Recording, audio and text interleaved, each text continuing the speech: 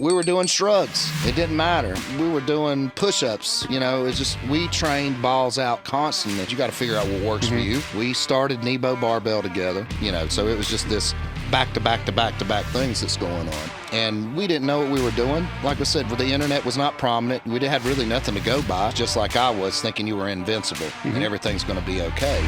And sometimes you need a dose of reality to bring you back to life.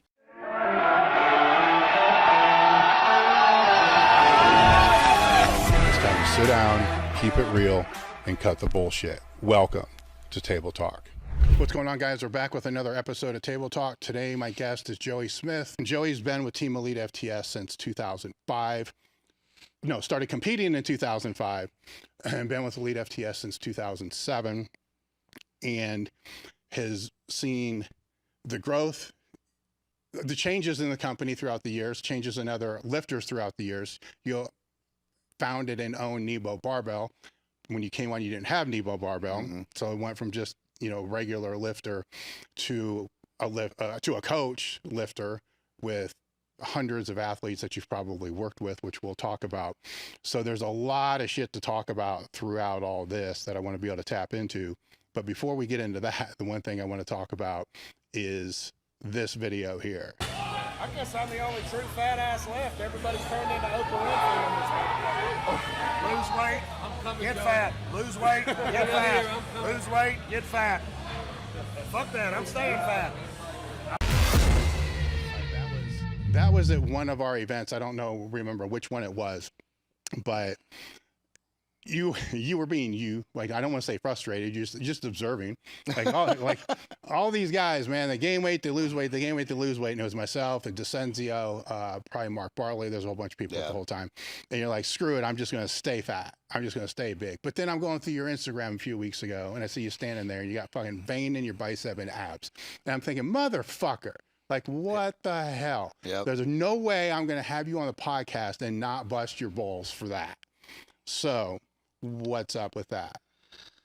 So, probably about 18 months back, like you and I were speaking before we started on the podcast, I could just tell something in my health wasn't right. I wasn't feeling right. I was tired all the time. I was feeling lethargic. I just wasn't feeling myself. My wife's a nurse, and she just kept pressing me, look, you need to go get some blood work done. I'm your typical dumbass male that, you know, doesn't want to go to the doctor. I don't want to go get seen. I don't want to have my blood drawn. I can fix this. So we finally went and did all the blood work, and I explained to the doc what was going on with me, what I was trying to do. A few days later, maybe 4 or 5 days later, all the blood work is back. And she calls me while we're at the gym, and she's like, is your wife around?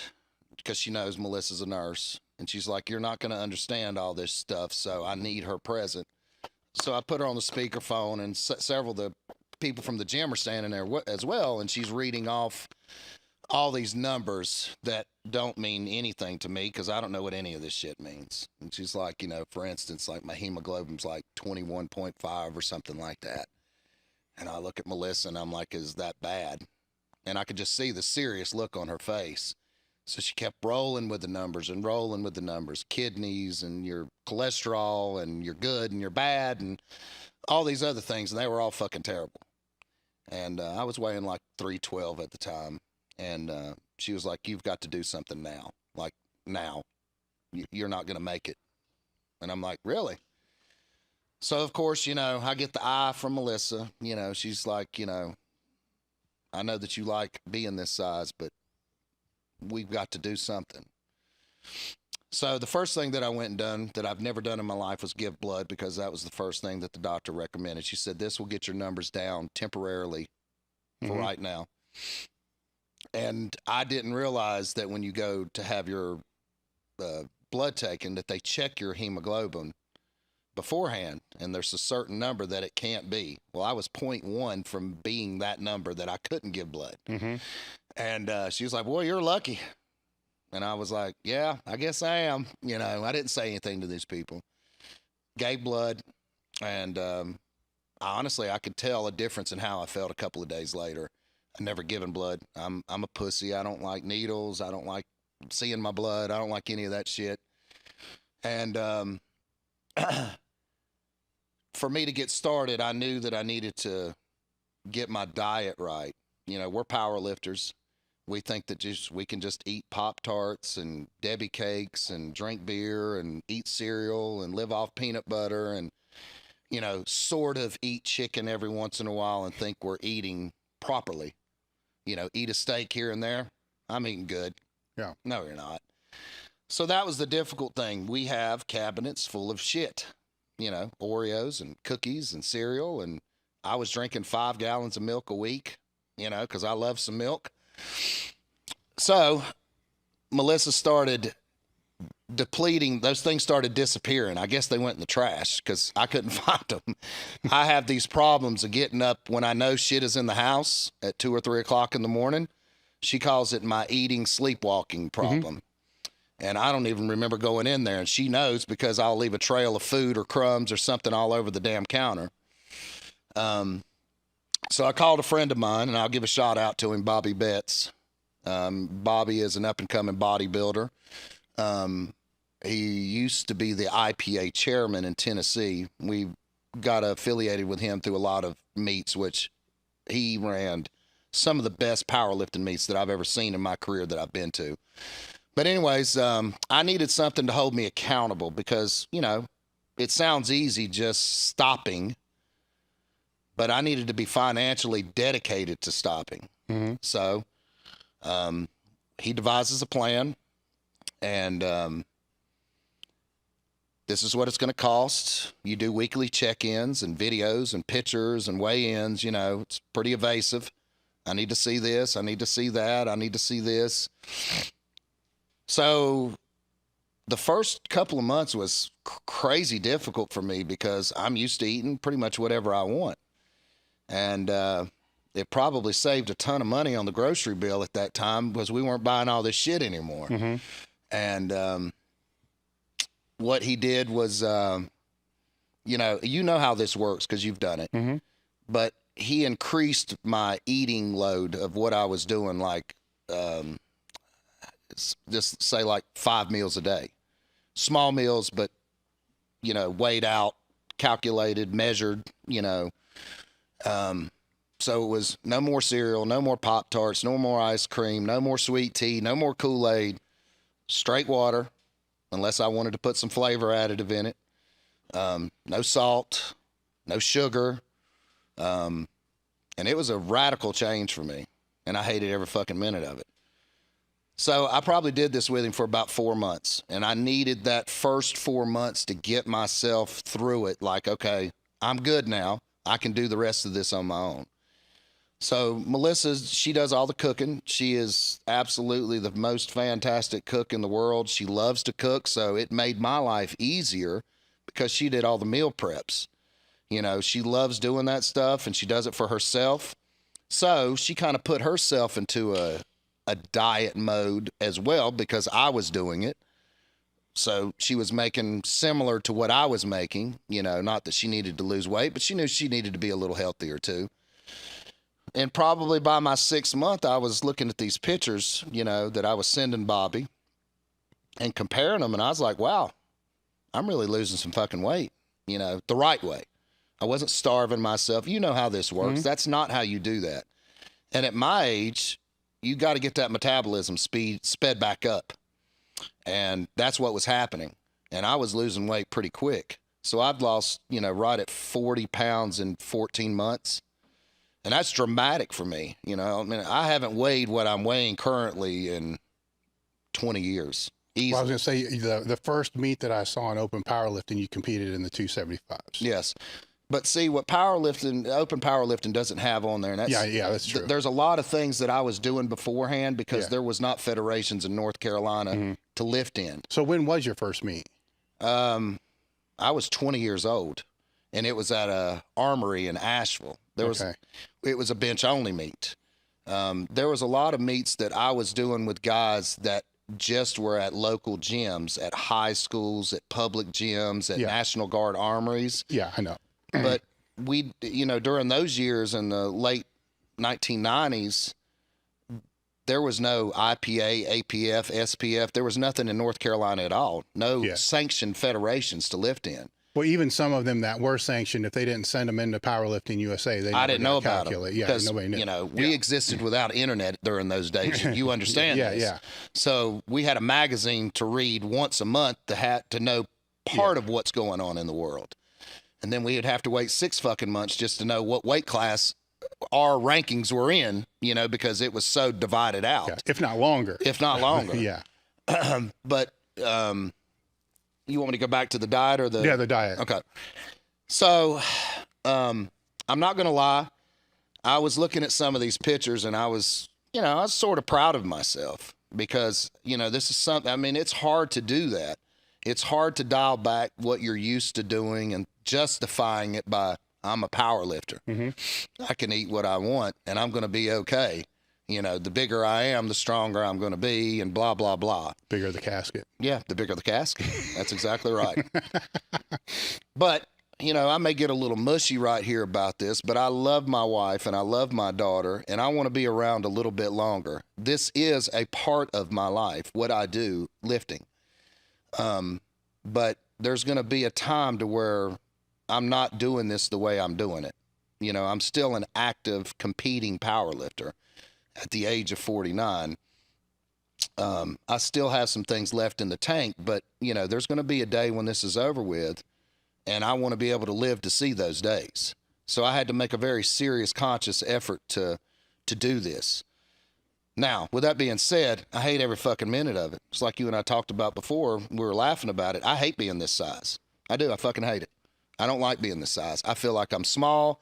I feel like I'm half the man that I used to be. You know, we laughed about it earlier. I was telling you we had to buy a whole new wardrobe for me. Yeah, I'm serious. And I'm like you. I wear T-shirts and shorts and, you know, when you go shopping with your wife, shit changes all of a sudden. This pink shirt would look nice on you. This dress shirt would look nice on you. So somehow I'm deviating from wearing just black T-shirts all the time to now I've got dress clothes. And then I'm buying dress pants. And then I'm buying khaki shorts. You know, she's laughing. I know she is over there, but it's true. We started buying myself clothes that I don't normally wear because I couldn't fit in them. Yeah. You know, and now I can. And she's like, yay, now I can dress him up, take him out and look clean. But I had to give all my clothes away at the gym because I couldn't wear anything. I'm not one of these guys that like to wear 3X shirts, which I wore them when I was 300 pounds because I had to because I was a fat ass. But at this size, I look like a bag lady, you know, you know what I'm saying? Everything just hanging off of me. And so I didn't want that. But anyways, after I cut off with Bobby and I was like, look, I think I can do this now. We continued on. I stayed on track. I didn't deviate. I had like one cheat meal a week that he gave me. And we stuck to that. It was on Saturdays. And trust me, when I had that cheat meal, I cheated it up, you know, and I have stayed consistent with this. And if it wasn't for what Melissa does, I don't know if I could. I hate being in the kitchen. I hate cooking. I hate, you know, doing those type of things. And she's made my life 10 times easier by helping me with it. And that helps. So between Bobby and between Melissa, I couldn't have done it without them. Could I have? Yes. But you know how it is when you don't really want to do something. But when you have that little push and help, it helps things a lot easier to be done. And I look back on it and there's the plus side. Yes, I'm healthier than I was. Am I still like the healthiest person in the world? No, I'm way healthier than I was. I've lost almost right at 40 pounds. All of my numbers have came down, extremely came down. You know, I feel better. I sleep better. I still have a CPAP. I've had a CPAP since 2000. And that's something that I cannot function without. I can't take a nap without it. You know, people are like, man, I'm going to take me an hour nap. Well, I've got to have my machine to do that. You understand that? Oh, yeah. So I still have my CPAP. I still have sleep apnea. That hasn't changed. But my quality of life and how I feel, I really didn't know if it was just a placebo effect of what was going on or if this is really but I do. I feel the best I've ever felt in my life. And there's other aspects that changed. You fully understand this. You and I have had surgeries. Now, you've had some serious replacement shit. I have not yet. But my body doesn't hurt as much because I'm not as big and I'm not carrying all that weight. I don't feel like I'm going to die when I walk up steps. And probably the most mind-blowing thing is I can bend over and tie my shoes without feeling like I'm about to fucking pass out. I mean, you know what I'm saying? Oh, yeah. I can't even believe I'm going to tell you this, but it got so bad, I bought this thing on Amazon, and you would slide your socks over this device, and it had a rope on each side of it. Mm-hmm. And this is how I would put my socks on, because I couldn't fucking bend over to put my socks on. So I don't have to use that device anymore. It's a cool little device. You just put your sock on the end of it, grab the rope, slide it up your feet. Oh, that's how bad it was. Mm-hmm. I don't have to use that anymore. So it feels like an epiphany's going on when I can tie my shoe now. So what about the blood markers? Everything's, again, I'm not, somebody would say, well, Joey, you need to understand what these numbers mean and what this is and what that is. Well, you have somebody to do that. So are they better? Yes. Okay. Much, much better.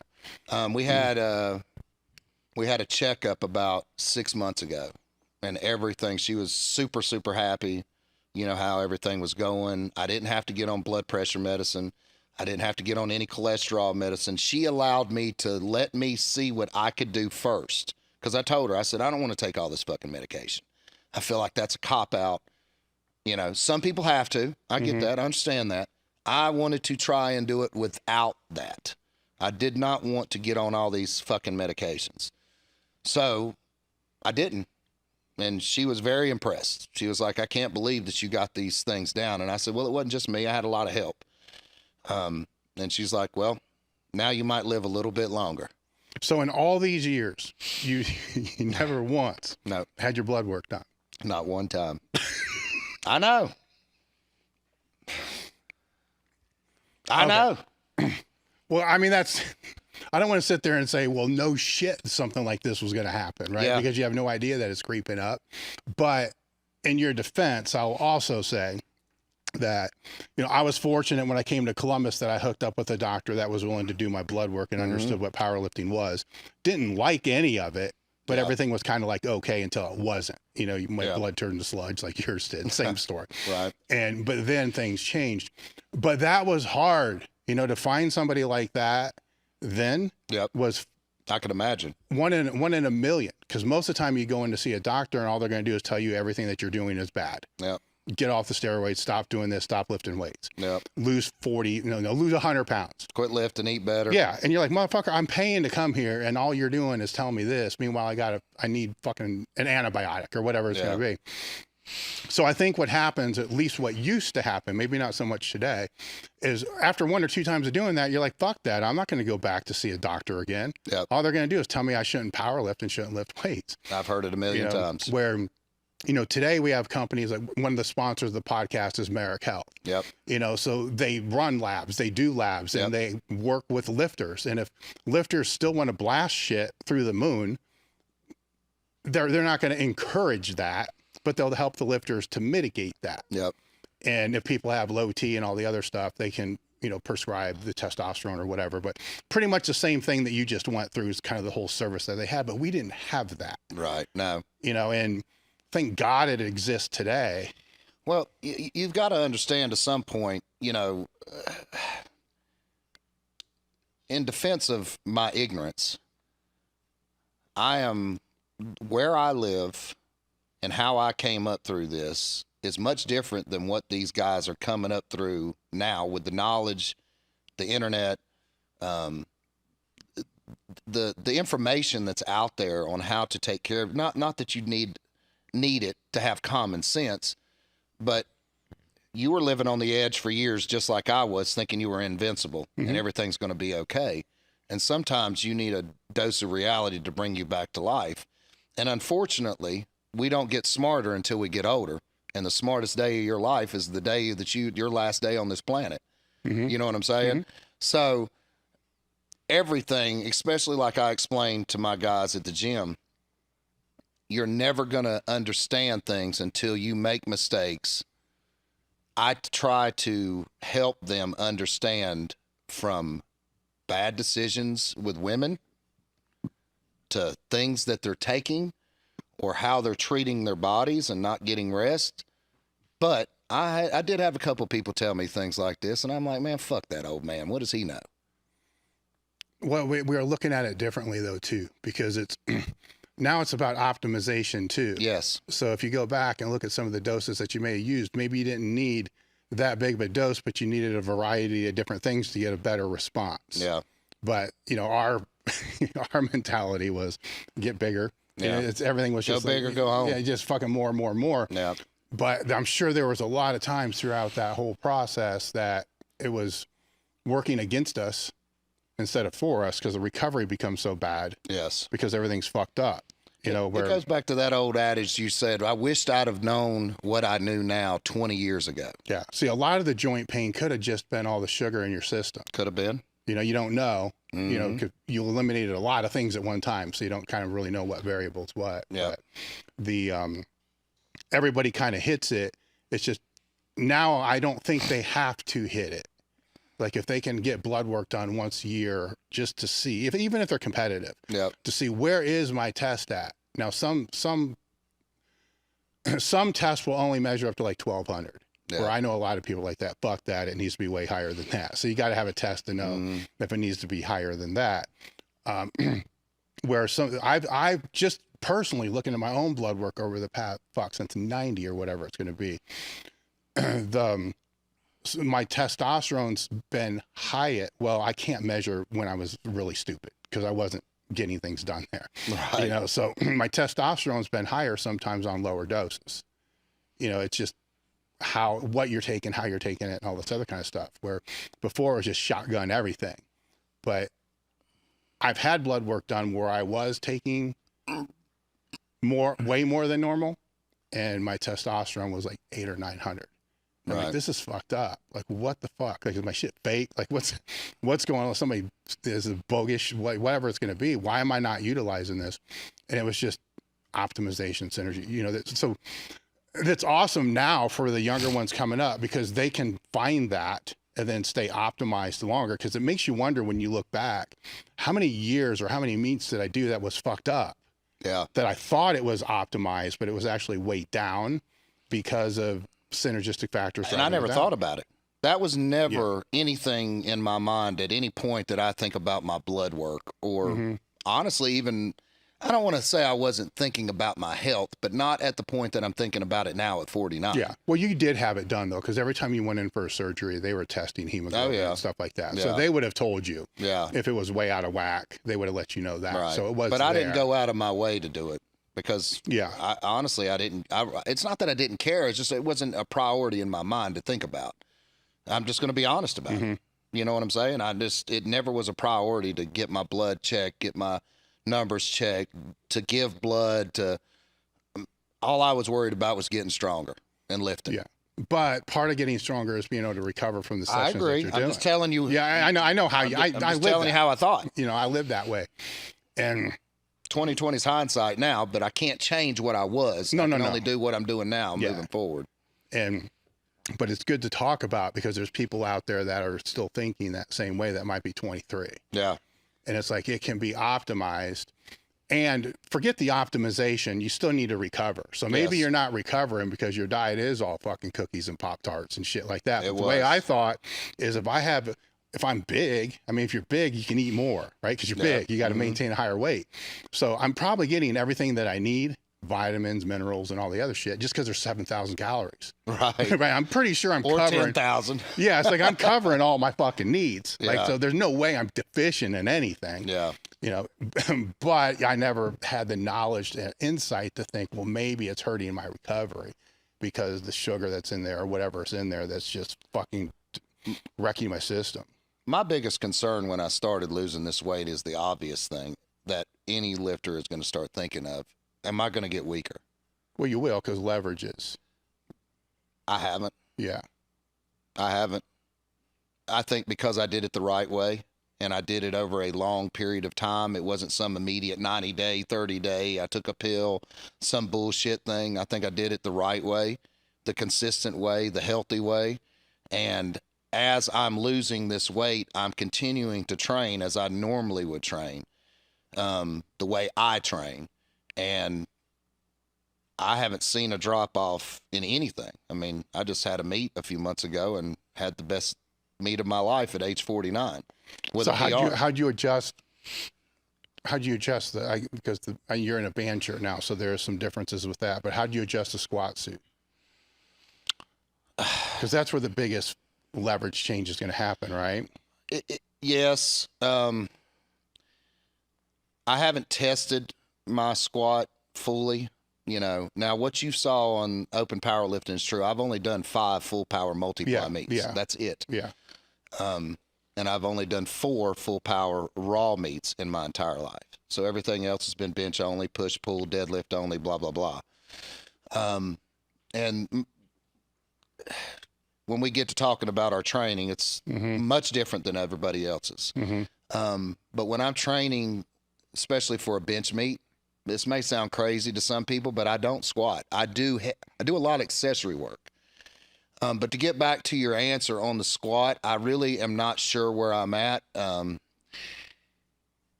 I know because everybody sitting behind me knows that there's something going on with me right now. I tore my last meniscus that I have on my knees, and it has debilitated me for probably about 6 or 7 months. And it's one of them things that, you know, it needed surgery, but I was like, fuck that. I'm not having it. I've had it before. To me, it just didn't do anything. You're not really fixing it, you know. So just here recently, I'm just getting back into squatting. We're going to squat here with you guys tomorrow. So I'm going to put my suit on for the first time in probably a year. All right, so you'll know for I'll sure. know. Yeah. Now, I did actually get some new briefs that are coming. I was hoping they were going to be here before I got here, but I've actually dropped 2 sizes in briefs. Now, for me, everybody's different. You know, there's more than one way to skin a cat for everybody. But I like tight briefs in a loose suit. That's just me. And I use a canvas suit. But there's some people that like it the opposite, like both of them tight or some of them loose. But like I'm at a 44 size brief now. So if you look at your bench accessory numbers, where are they at compared to when you were bigger?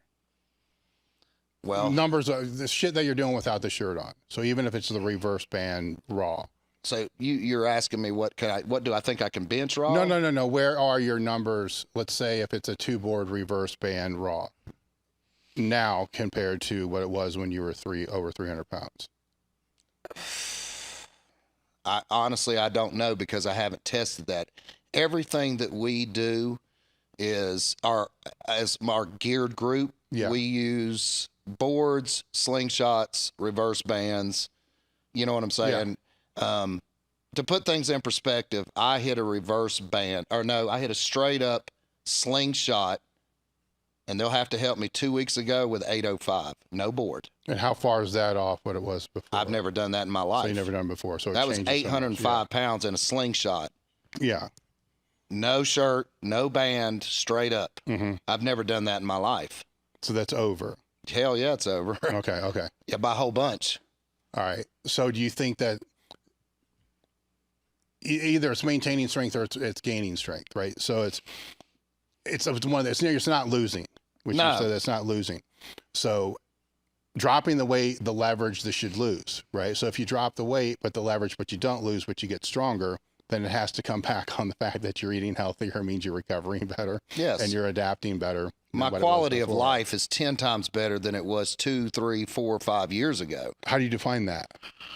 Well, from the basic front is going to be how I feel. I mean, you know, this is not a placebo effect that's happening with me. You know your body better than anybody, just like I do. I know how I have felt for years. I could just feel that something was off, something was wrong. I understand I'm getting older, but I couldn't put my finger on it. But the obvious thing was, Joey, take your dumb ass and go get some blood work and find out what's happening. Well, the reason I'm asking is because it's a washed up meathead. When I think of how I feel, there's two ways to answer that. I used to only care about how I felt in the gym. Like, fuck everything outside of the gym. My real life happens in the gym. So how I feel in the gym would define everything else. Like, nothing else that mattered except for how I felt there.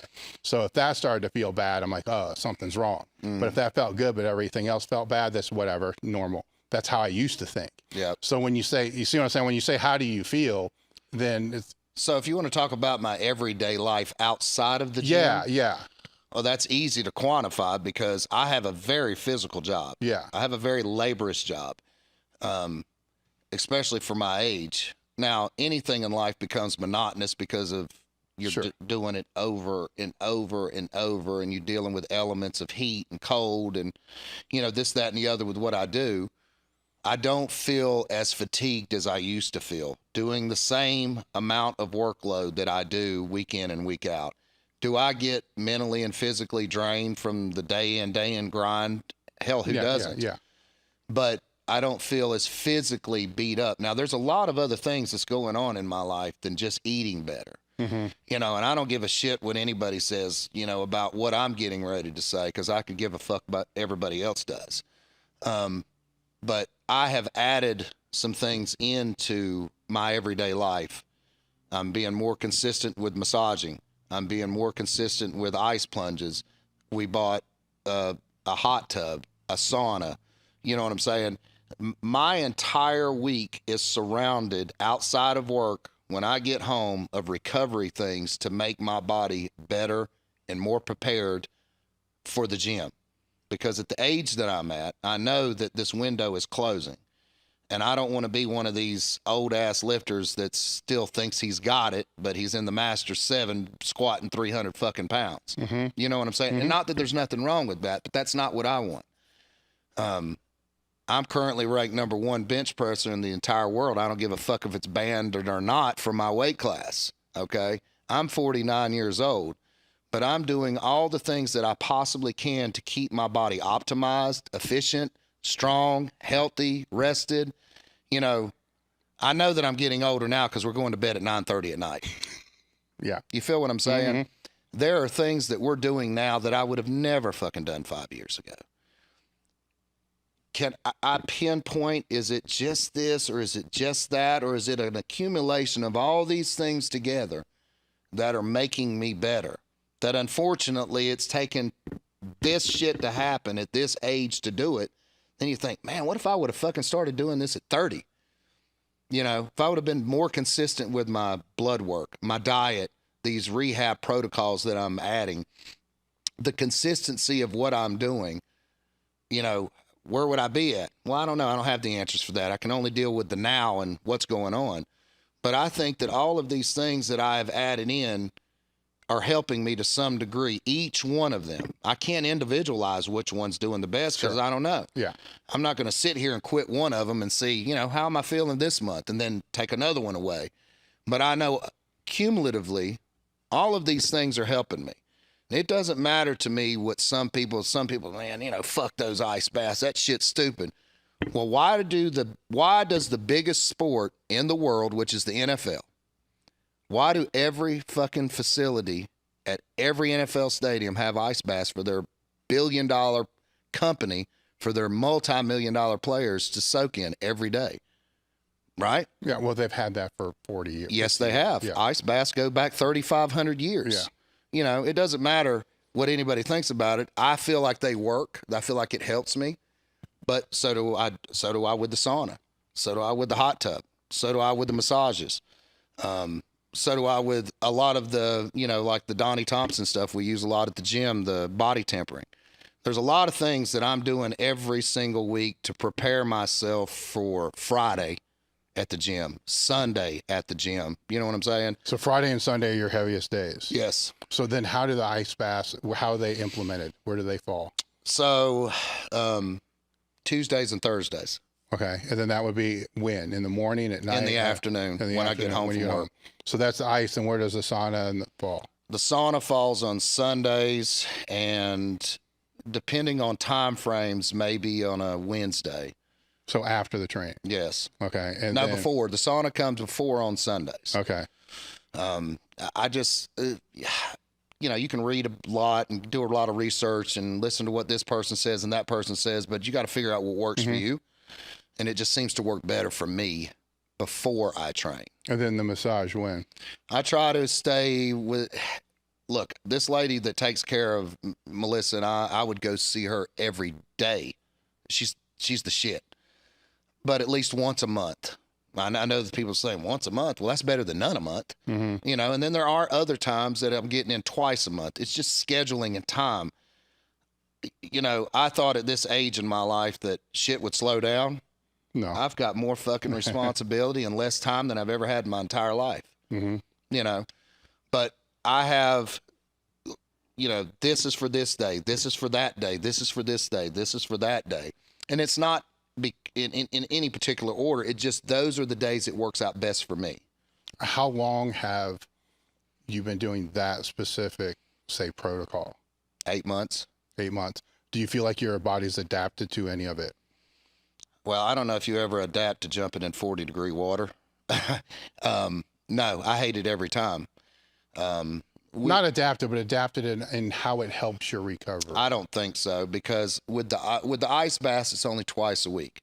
I feel like if you were doing that, I've read people do it every day, you know, and do it for 30 minutes at a time. I do it 12 minutes twice a week. That's it. I feel like that's enough for me. I've done it long enough to feel like I'm getting enough benefit out of that. Could I add another day? Maybe. I just don't have enough time to add another day. We do the hot tub. We do that at night before we go to bed. What that does for me is it helps my muscle and my body relax before I go to bed. That way I'm not having to rely on a drug to do that. And that's just for me. That just works for me. Yeah. We have noticed our quality of rest getting in the hot tub, say at 9, and we only sit in there 15 minutes. And we try to do that almost every night. Our quality of sleep is increased by 100%. Because you're so relaxed, and your muscles and your tendons and your body, and I'm just ready to go to fucking bed as soon as we climb out of that thing, and it's helped me. Now, maybe it's a placebo effect. I don't know, but it works for me. Well, the reason I'm asking is because these recovery modalities are kind of like training. Yes. You know, how you can recover. You got to stay consistent with it. Yeah, it's, well, with the consistency, but you can also adapt to it. You can't do Yes. the same training program all the time because No, your body you're will right. adapt. But how you're implementing them in there is sporadic. I don't want to say sporadic because it's consistent, but it's not like you're running one thing for 3 weeks at a No. certain dose and then pulling off of that and then going to do another thing for 3 weeks for a certain dose. Yep. And running it that way. So the purpose that you're putting them then in there is for different. This is the interesting thing when it comes to training and all this shit is it may be because the people that might criticize what you're saying, what they don't understand is things can work for reasons outside of what they think they work for. Exactly. Like people used to trash on the box squat all the time. Right. Right. Yep. And because Louis might say something like, well, you're going to go from a static to a dynamic. So that's, you can't do that, or whatever the reason is. Well, maybe it's because it reinforces your technique. Maybe. You know, and well, it's what I'm saying. So I agree with you. I can stack 8 different reasons why it could be working, but people will pick the one thing and say, oh, that's bullshit because it doesn't do this. Yep. And like, well, what about the other 6 things? Yeah. But they don't think about that because, Of course not. you know, so then there's the individual differences amongst all those as well. There's some other modalities that we use, and I'll throw these in there just as well because I know Melissa's sitting there thinking we do a little bit more than that. Yeah. I have some infrared heating pads that are not just your normal heating pads. I have this one for my arm because this is the arm I have the most problem with. I mean, this insulated heavy arm pad was $400 deal. I mean, it's something else, and it heats up to like 154 degrees. I try to use it twice a week on a different limb, knees, arm. You know, one night I'll do the right knee. I mean, I'm sitting there watching TV anyways. Yeah. That's something else that I do that I think has helped. Again, there's other things that we use. What's the proper thing for those guns? The Theragun. Theraguns. Yeah, percussive. We use that. We have 10s and what's the other thing besides the 10? Ultrasound. Yes, ultrasound. We use that. Now, all of these things are, those type of things are when I have time and I'm thinking about it. So it's not like I use those every day either.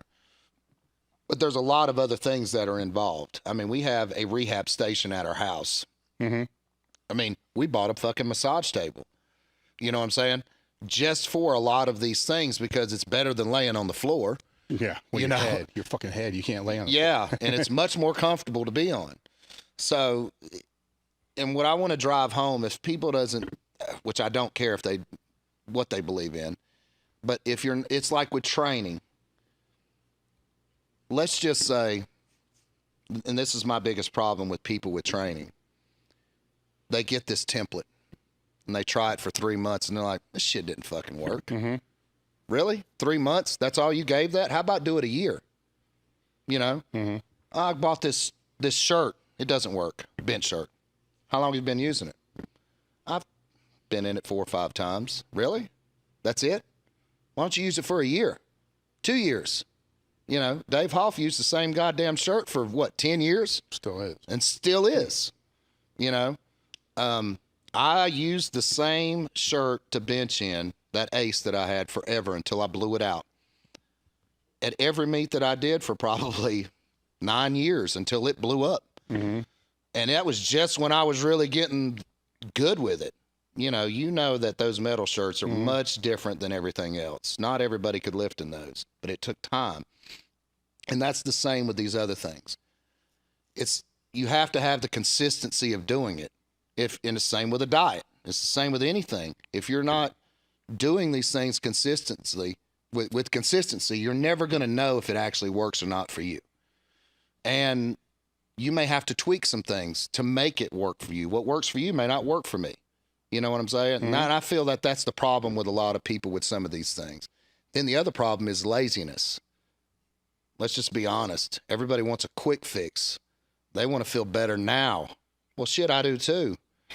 You know? Mm-hmm. But I don't want to be on drugs and rely on a Percocet or, some painkiller all the time. If these are these other things that I can utilize and they're helping me, whether it's a figment of my imagination or not, I feel better.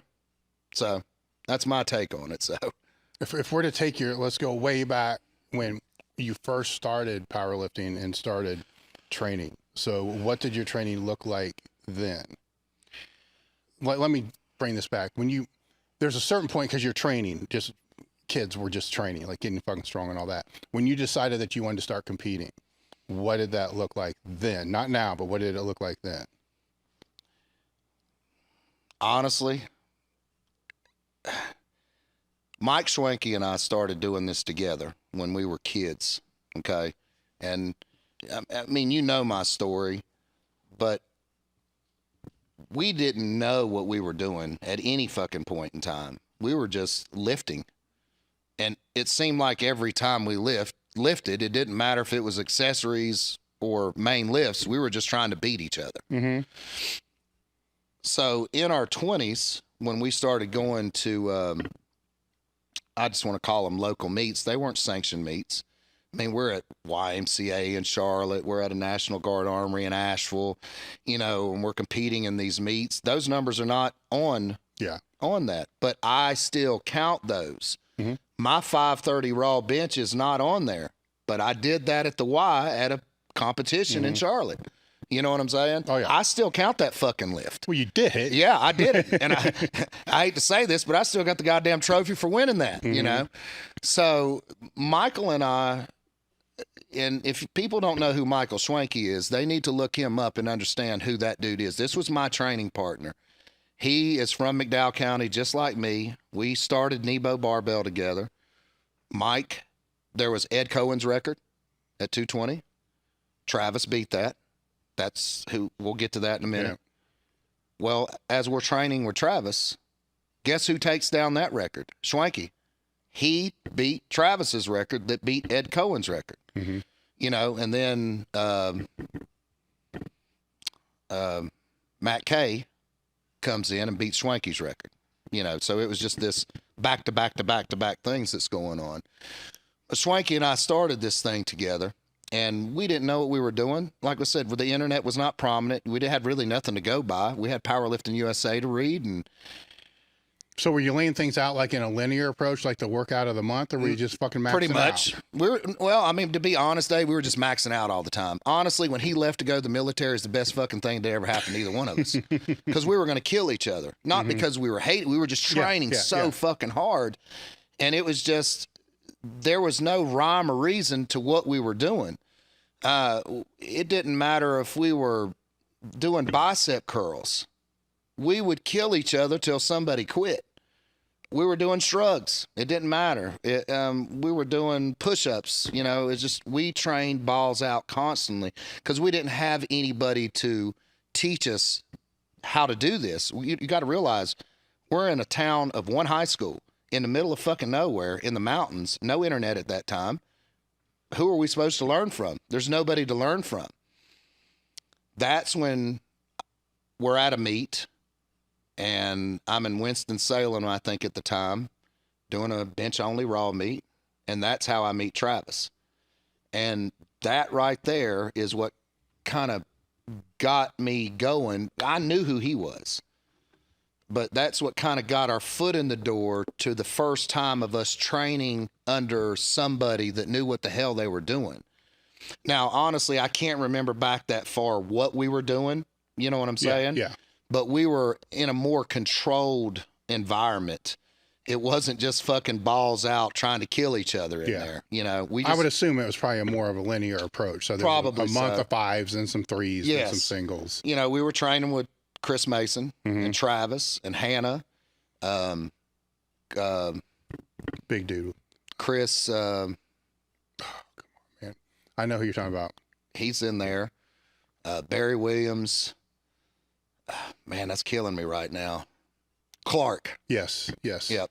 No, it's yeah. Yeah. But and there were several other people that were in that group, but you know, this was before. I mean, I think Travis was might have just tapped in with y'all at that time. He wasn't who he was yet. And Chris was not. I know he was not with y'all yet. So we were kind of in their infant stages of their career at that point. But he was still more progressed in training methodology than we were. You know, from his standpoint, I mean, I'd never trained like that in my life. I didn't know what the hell I was doing because I was like, we're in a structured environment. What is this? Well, you had a strong crew, and then you start to put some structure behind it. Of course, things are going to go up. Yeah, and we had several people. Look, during those days, Dave, I don't feel like there was anybody, and look, I understand West Side and this, that, and the other. I get that. But there was a point, and you know this to be true, that North Carolina was the fucking shit at one point in time. We had some heavy hitters all over the place, female and male. I think at one time you had 5 North Carolina lifters on the team at one time, possibly. Chris, Travis, Hannah. Other Chris, Hannah, me. I was the last North Carolina lifter to come on, I believe. And, you know, we were all training together. That entire group was training together. We didn't realize what was going on at the time because Travis was the guy. You know what I'm saying? Everybody else was still filling themselves out in the sport, but Travis was the guy. And, you know, more maturation started to happen, and, you know, Hannah started getting better. Ox started getting better. I was the last in that group to kind of really start coming on because I'd never been in nothing like this before. And we were driving 2.5 hours just to train with these guys. So it was quite the crew, and I learned a whole lot. And I wasn't really introduced to gear maybe a year into being down there. I was just training raw because, you know, gear was hard to come by. You know, it wasn't like now that, you know, like at our gym, we've got 100 pieces of gear laying around for any weight class. So once I think Travis was like, okay, I've got an old bench shirt, you know, an old Metal Pro. We're going to put you in. So, you know, that was my introduction, but I wasn't competing in it yet. And what was that like when you put that on for the first time? It sucked. I mean, these people, the end of, and I'm not hating on band shirts because I lift in them now, and we'll get to that topic later, but the individuals that did not get the opportunity to lift or choose not to lift in multiply shirts, I'm going to give my own opinion about that. We can go to any powerlifting meet 10 years ago, and you're going to see 900-pound squats. You're going to see 1,000-pound squats. You're going to see 700-pound deadlifts, 800-pound deadlifts. But I always felt like that multiply bench was the fucking equalizer in any meet, because at any moment somebody could bomb because of that shirt. Yeah. I always felt like squatting and deadlifting was easy in gear to a degree. Yeah. Much easier than a shirt. I could remember so many big name lifters that was squatting 9 or 1,000, pulling 7 or 8, and benching 500 or 600 pounds. And you and I could name 20 guys off the top of our head. They could not master that shirt. A lot of people could not master that shirt. Any shirt, for that matter. Any shirt. Because those fucking poly shirts were an animal. You were having to take your maximal fucking weight to touch. Unless you... I have a funny story on that, because there were a couple meets I remember judging at, and a head judge.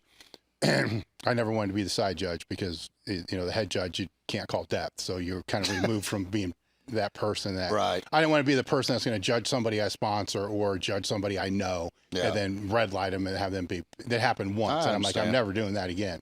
So then on the front, but I remember, no. So on the squat was front, the bench was the side. And one of those meets, it got to a point, it was probably like the second meet I ever judged. I'm like, you know what? Fuck it. Because I didn't want to bend over, to get the thing off the ground. And I didn't want to set it on my lap the whole time because they were a little switch. It was a different thing. Yep. So I just left the fucker on red. When the bench came, I just left it on red and threw it on the ground. Because rarely did I have to bend down and pick it up. Right. Right. Now, if it was if it was the opposite, where if I just turned it on white, I'd be bending over every fucking, that's how, to validate what you're saying, that's how it was. It's like first attempts, unless they're going raw, then who the fuck knows? A token lift, more or less. Yeah, a token lift, then who the fuck knows? Yep. Then it's very unlikely that they were going to get it. Half the time they were bombing out. It was a 50-50 shot. It was. Yes. And I always thought whoever makes the bench in these meets is going to win this fucking meet. And that was the majority of the time. That was the deciding factor, in my opinion, coming up through the poly days. That bench shirt was the fucking equalizer. It changed things. It was very rare. You take Dave and Donnie out of the picture, with what they've done in poly shirts, and I think Donnie's benched, 950 in a full power meet. Dave's done 1,000. That after you come back from that, there is a very select few individuals that were benching consistently 800 or more in a multiply shirt in a full power meet. It's tricky. Yes. Right? Because how do you train it if you have to be 90% up plus of your strength to be able to actually practice the skill of the shirt? It's not like you can put the shirt on and practice with a doll rod. Well, Swanky and I, this is how our training methodology started. We asked ourselves the same question.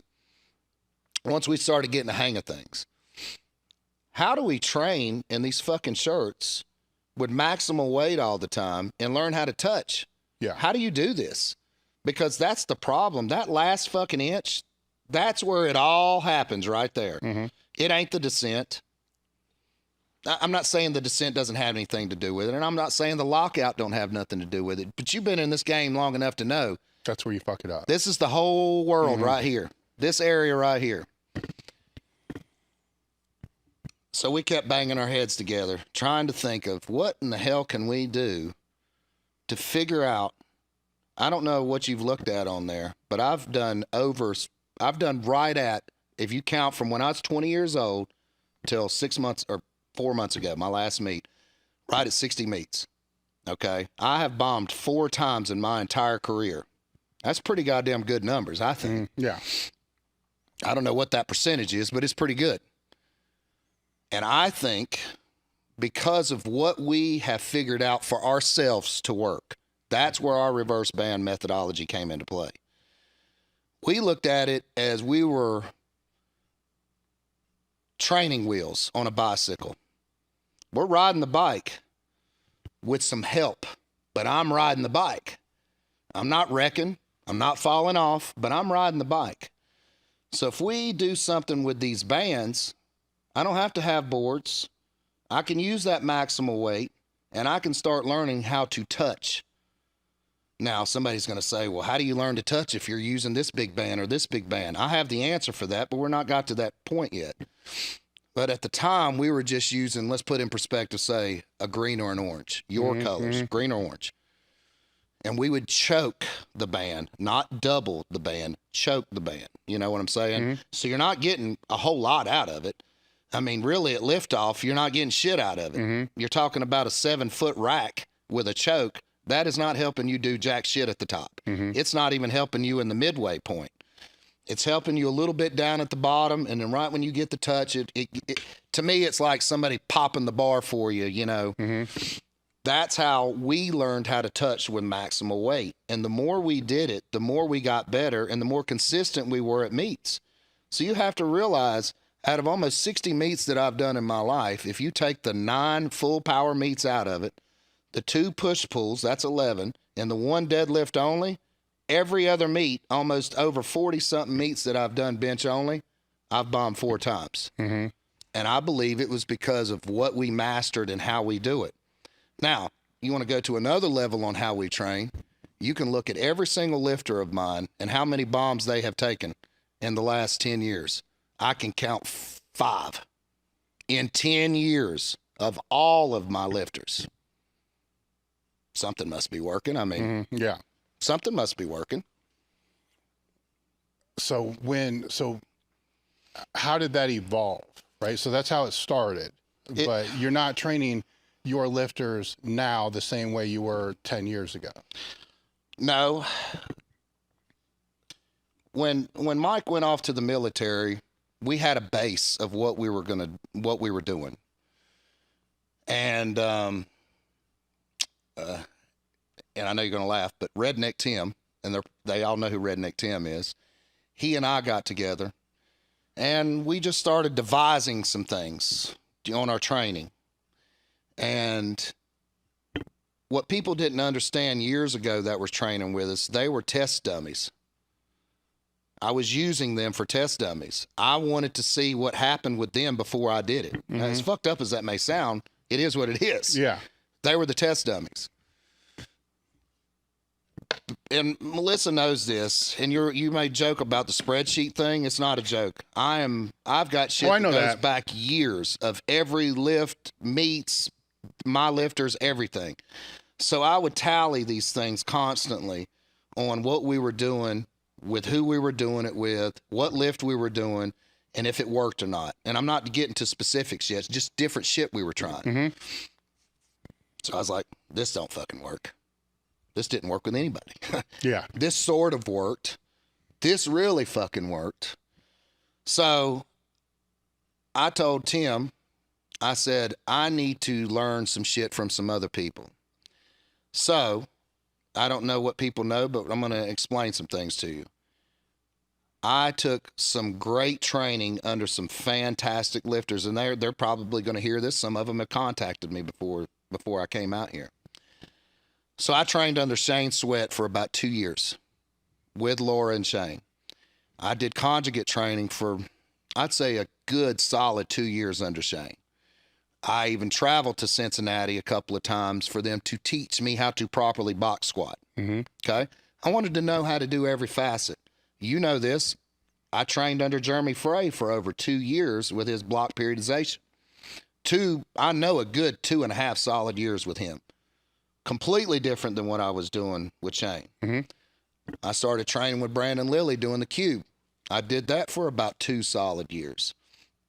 Completely different than all that. I can't remember the guy's name, and I feel sorry for it, but I did Chico for about a year. I hated that shit. That was the worst training method and I know somebody's going to get mad about it, and that's okay. That's the worst shit I ever done in my life. I thought I was going to die during that. Dave Hoff put me together a training regimen on bench that I did for probably about 8 months. Brian Carroll did the same thing for me. I mean, they all know this. I have all their training, and I was practicing all of these things. And I was taking the best of each of these things that I liked and using them in the methods that I was trying out at the gym. Again, test dummies. Mm-hmm. So there were some things in conjugate I did not like. Mm-hmm. There were some things in block periodization I did not like. There were some things in Brandon Lilly's cube I didn't like. But there were some things that I did. So I started correlating these things together. I like to look at our training of like a hodgepodge of all types of training, which at the end of the day, that's what it all is anyways. Yeah. It's all that. So I started, the first thing I did was trying out a reverse band method on squat and deadlift. I knew it was working on bench with geared lifters. I'm being specific because it did teach us how to touch. The consistency is proven there. I don't care what anybody says. I didn't do those for ego lifting. I was doing it for a purpose at the time because I couldn't figure out another way to ride my bike, so to speak. Yeah. That was helping me ride my bike. And I got very good at touching because of that. You know, I'm putting a green band on there, choke. That's not doing a whole lot. I'm putting that orange band on there, and it's allowing me to handle that big weight. And it would help me. So I started trying it out on the squat. I was like, this is sort of working. Then we would do it a little differently. This is still sort of working. Same thing on the deadlift. It took me about 3 years, tons of notes, tons of spreadsheets, tons of goods, tons of bads. And what we came up with and where we're at right now is so dynamically different than what it was 10 years ago. It's not even funny. But still to this day, I still feel like it's like what you said earlier. You can't keep doing the same thing and expect different results. Mm-hmm. So again, I keep up with all of these numbers and all of these attempts, and I take all these videos of my lifters and I watch them all. And I'm analyzing technique, how they move, you know, how things are going on. But at the end of the day, then I'm looking at these meet numbers and I'm like, that's a PR. That's a PR. That's a PR. The consistency of what we were doing, even with our veteran lifters, still continue to do this. So they know the complexity of what goes on in the gym, but sometimes to just sit here and explain it is difficult because it's not the same for everybody. Mm-hmm. Because we do grassroots coaching, I need to understand my individuals and my lifters. I need to see you on your good day. I need to see you on your bad day. I need to know when you're fighting with your wife, cheating on your wife, drinking beer, hungover, whatever it is. I need to understand when I can put my thumb on you, when I can push you, when it's time to pull you back. There are so many different dynamics involved with every individual that not everything is always going to work because the dynamics of what that individual brings to the gym each day. Bad day at work. They're not feeling good, you know, whatever. But when everything is on keel and I can see the continued progress, I know when to push and I know when to pull back. So with the squats, what I have learned throughout the years, and again, somebody's going to disagree and point out this, but I can give you 10 other reasons of why it works. So what we do is we do a 12-week training cycle. And we do raw and geared the same on squat and deadlift. The only one that I don't do the same is the gear and raw is completely different. I do not use bands with raw lifters on bench. Mm-hmm. It does not work. I've tried every single facet to make it work, and it doesn't work. It just doesn't. I cannot get it to carry over. So I had to figure out something different for them. So what I've done is on the squat, and I'm going to use your band's colors because that's what we've always used. We start with a black band at 12 weeks out on the squat. Now, this is only going to happen with my advanced lifters. If I have somebody new or that's been there 6 or 7 months, I don't feel like they're advanced enough for this to work. You got to be there a couple of years for this to really dig in. I have to get maxes from you. I have to know where you're at physically. You've got to build a foundation You know, I just can't throw you into this shit and you bench 400 pounds with a black band and you think that you're really doing that. Yeah. That's not how this works. They all know they are supposed to keep their own notes of what their best black band is, what their best blue band is, what their best gray band is, their orange band, their green band, their red band, right? So when we start a new training cycle, I ask you, Zach, what is your best black band squat? I can look it up and try to figure it out. He'll give me a number. Well, we know right out the gate, that's the number that we want to beat, right? So we're looking for that PR. So Zach just hit a 40-pound PR on a squat from last training cycle. That's fucking humongous, you know? Dylan is a veteran lifter that's been there 10 years, and he just had a 30-pound PR squat. You know what I'm saying? Now, we throw in another variable that's involved in this, and it's knee wraps. And I think you know somewhat of what I do with this. We do not use the same knee wraps. And I know this sounds very complicated and stupid to some degree, but I can't have the best knee wrap on you with a black band. That is stupid. I don't know really what's going on if I'm giving you a heavy knee wrap and a big black band. So we put the green wraps, which we seem to think that those, and I'm not being, those are the the least of the wraps. And that's all you're going to get. Then we'll allow you to work up to a black and white knee wrap. I'm sorry, we just call them colors. We don't we don't use the names. But we never take the big blacks, the knee wraps, your big blacks. We never take those at all during the training cycle. We take those at the meet. Now, we do work with those through previous training cycles to get you acclimated, because when we put those on, it changes shit. You know what I'm saying? You're jumping out of a Beetle to a Ferrari because the way we wrap and how advanced that wrap is. I don't care what anybody says. I don't care what any wraps is. Your big blacks are the best that we have. So the next week, when we go to squat again, we just use the black at 12, the big black band. So now we're at 11 weeks out. So now what are we going to do? This is where I go back to my block periodization days of percentage-based lifting. What I'm doing is I know what their best lifts are. So I have a projection chart on the board in the gym. So let's just say Zach's is 750. He's a raw lifter. We're at maybe 60%. I'm just throwing out numbers because I don't have this laid out in front of me. But we'll do 60% and 65% on week 11, straight up, no bands, squatting, technique stuff, lightweight.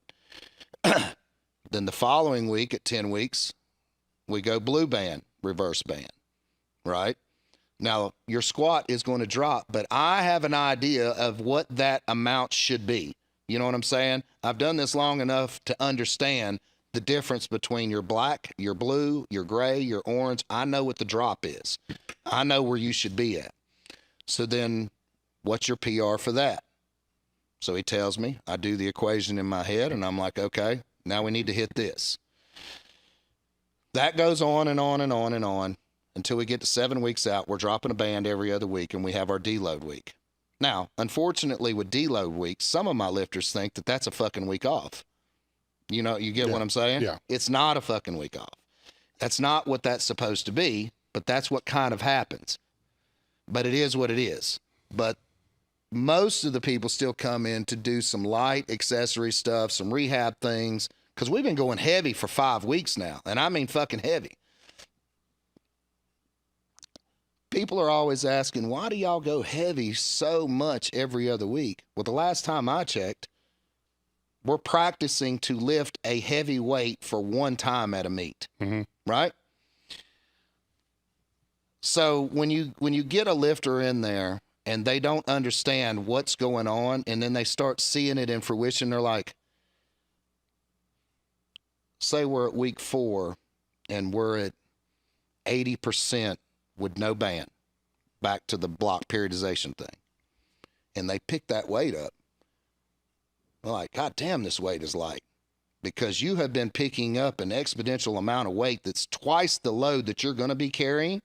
And you and I both know in the squat, I feel like the pickup is the most important part of the whole damn squat. If you fuck that up, everything's over with. You've got to have that right out the gate. And the way we set up our bands, when you pick that weight up, that band is not helping you. So whatever the weight is you're picking up, you're picking it up. You feel what I'm saying? Yeah. So that's kind of a So you have that deload week. Then when you come back after that deload week, the band progression drop is still every other week, and the percentages go up every other week. Yes. They're all singles from week 12 through, or they're the triples, or on the no band things. There's a couple of it's a little bit of doubles. You know what I'm saying? And it's multiple percentages. You may have a 60, 65 this week, and then 2 weeks it's a 70, 75. And then it may be singles. You know what I'm saying? So that's how our progression works. Now, on the how's it deloaded in the meet then? When's the last heavy? Well, what I consider the last heavy, and I consider this differently on each lift, all right? I consider the last heavy your gray band lift, all right? Especially on the squat, because I think the biggest jump in the band progression is from gray to orange. I think that's a huge changeover. It's pretty easy to figure out the black, the blue, the gray. But then when you jump to that orange, you're getting really into the real shit now. Yeah. You know what I'm saying? Yeah. And then when you're into the green, you're really into the real shit. You know, reality starts setting in at where you're truly at. And we're a little bit different. At 3 weeks out, we take openers and we take them at 2 weeks out. I want the openers to be I want to know without a doubt that you are ready for this, to lift these weights in the meet. We practice them over and over. So when we're in our percentage weights, you've really almost lifted these openers already. Once we're getting deep into the training cycle already, you're just not thinking about it. And then once we're getting to the meet, you're like, didn't we just do this a few weeks ago? I said, yes, we have. You've already lifted this weight. You're practicing and getting ready. So it seems complicated, but when you're doing it and you're doing it all the time, it's not as complicated as it seems. Now with the bench, the raw thing is much different. I don't do the reverse bands on raw benchers. Again, there is. So what goes between? Because it's an every other week thing that I'm seeing here. Okay. So with the raw benchers, we start out week 2 or week 12 with a 2-board max. All right. Okay. The next week it's a percentage base, same as the geared lifters. And then the following week it's a 1-board max. Then the next week it's a percentage lift. And then the next week it's a half-board max. And then the next week's a percentage, and then we're in the deload. Then we start doing a lot of percentage-based stuff. And this may, at this point right here, I can tell with the lifter if things are progressing, or do I need to change this projection now? Because we're not at the point of no return yet. I can change this projection just a little bit to bring the weight down a little bit. That's when we're really working on going from touch and go to a slight pause to a real pause. Does that make sense? Yeah. So at that point for the raw, I know, I can tell if things are working or not. Again, everybody's different. So I may have to change it. So the boards are dropping out at that 6 weeks. Yes. And then it goes to basically like a touch and go, to a soft touch, to a pause, to a real pause. Yep. Okay. And then the deadlift. Now, with the deadlift, I can't explain this one. And I have numerous spreadsheets on this, and I can't explain it. But whatever I do, it works great for the women. I just think women love to deadlift more than guys. Now, we do have 3 700-pound deadlifters that have been in my gym. And we have a potential other one right now that's sitting over here. He just haven't done it when it matters. So we do the same band progression as we do on the squat, except these are choked lifts, the setup is different. and we use 2-inch blocks. Sometimes I incorporate 4-inch blocks at the very beginning just to lift a very heavy weight. We don't do rack pulls, and there's multiple reasons why we don't do rack pulls. I don't think that I've never seen it actually really carry over well. It fucks up your bars for another one, and I don't think that it's a real position of starting because the bar's bent. So I like to use boxes instead because I think that's a more real starting position using the blocks. So with the black bands, how much weight does it take to actually ground on the floor? 3 plates. Okay. So 3 plates is essentially what 135 at the bottom? Yes. All right. And then that's blues 2 plates. All right. So then that's singles. Yes. Now does the block drop? The block stays all the way up till deload week. Mm-hmm. And then we start pulling from the floor. But this is where I figured out things started working better when I just didn't go black, blue, gray, orange, green. Once we got through the black, blue, gray area in the 2-inch blocks, I would only use a green going into the floor on our way out of the training cycle. That way there's more of a reality of pull going on. Mm-hmm. That green ain't doing a whole lot for you, especially the way it's set up, the way we have it set up. It's a delusional effect. Pretty much, yeah. You know what I'm saying? Yeah. Now, some people say, well, when you're putting the bands, it's keeping the bar in line that you're getting used to. But when the bands aren't there, you're not accommodating the movement of your body because that band's holding you in place. Not with a mini band. Not with a mini band. And that's exactly. You just said what I wanted to say. Yeah. I said, not with a fucking mini band. Yeah, with the black one, yeah. Probably. With a black one, without a doubt. Yeah. But that's not what we're using the black one for. Again, we are trying to lift the most weight that you possibly can train for, right? I am not a believer in shit tons of reps. I'm just not.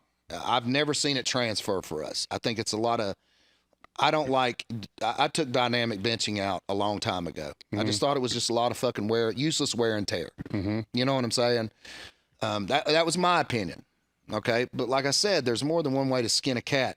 Everybody's training methodology works if you utilize it and stay with it and use consistency and have some common sense in what you're doing. And obviously what we're doing works. My lifters keep getting PRs every single meet. So back to the deadlift, does the mini band ever come off or is it always on? It stays on till week 4, 4 weeks out. Then what is the percentage over that 85? I mean, do you ever? We're taking what I presume is going to be your opener. Now, I treat the deadlift opener way different than I do the squat and bench opener. And the reason I do this, and everybody's different. Everybody's different.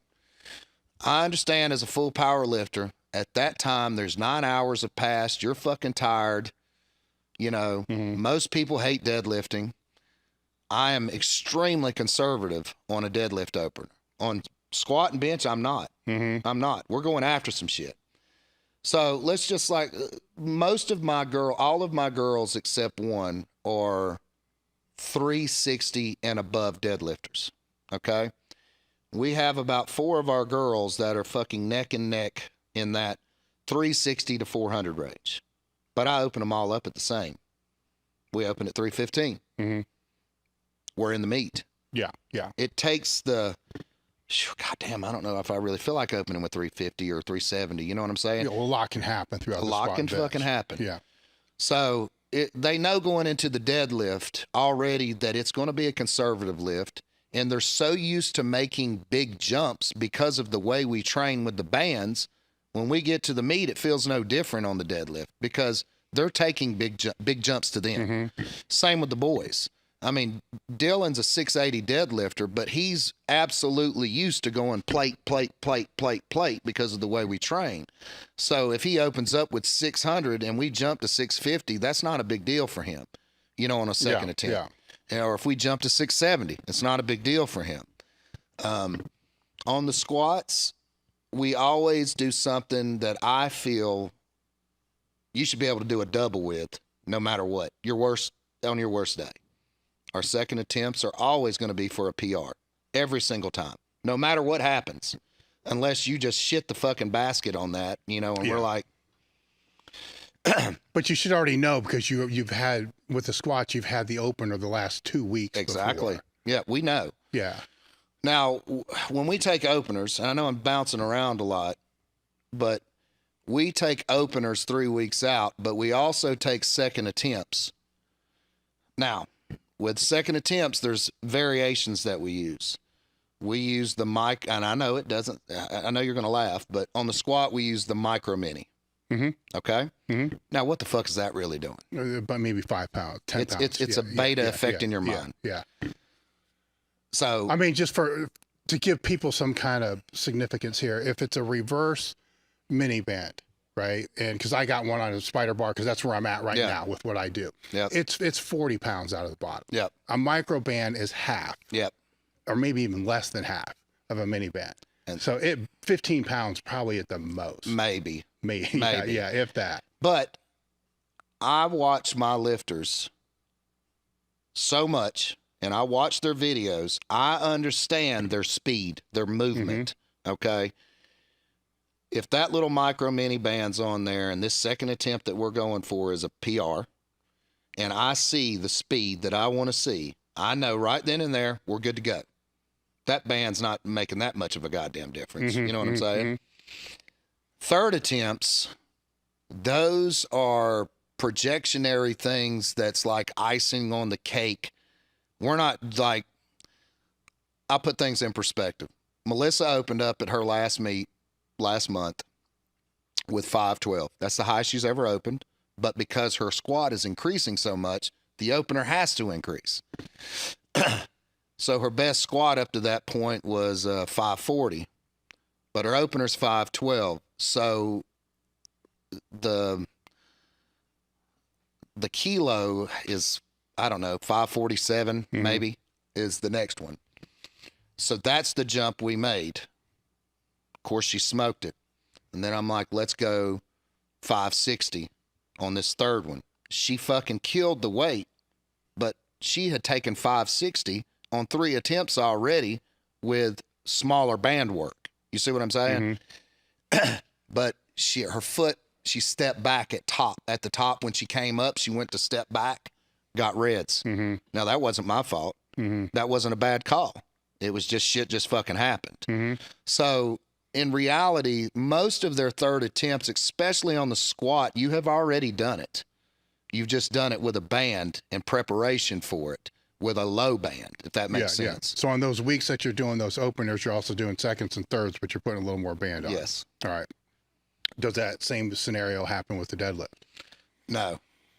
All right. And then is the deadlift trained with the bench on the same day? No. So there's separate days. How's it? This is our training split. This is how this works. The girls, when we are, like right now, things are different because the girls just did their meet and now the boys are training for their meet. So shit's a little different. But normally, if we're all training at the same time, girls will squat on Monday. Boys will pull on Monday. On Friday, it's reverse. The boys squat, the girls pull. The reason we do it like that is so the girls can handle us, wrap knees, blah, blah, blah. Yeah. And on Mondays, that's what we're doing. We're handling them, wrapping knees, doing gear. You know, we're deadlifting. You know what I'm saying? Sundays, we all bench at the same time. And normally we have 3 benches going. So when we're doing the reverse bands, our geared guys are down there in the rack because that's the only thing we have set up that can do reverse bands. And then on your competition benches, we've got the girls doing raw and shirted work, and then the boys just doing the raw guys. So we have 3 benches going at one time. We have a system that we have running. You know, we go from the weakest to the strongest. So whoever the weakest is on the girls, they go first. Whoever the strongest is, when they're done, then we move to the boys, weakest to the strongest. That way we are giving spotting to each lifter for safety. Yeah. We use 5 spotters. We use a handoff guy. We've got 2 people on each side because I don't want to see anybody get hurt. I don't think that you can ever have enough safety. Now, we're not holding the fucking bar. We're not, handing it to death and stuff like that, but we're all on it just in case. I want to see my lifters go home to their children, to their kids, to their job. This is, I hate to call it a hobby because it's not, it's a lifestyle for me, but for some of these people, the reality is it is a hobby. And I don't want anybody getting hurt.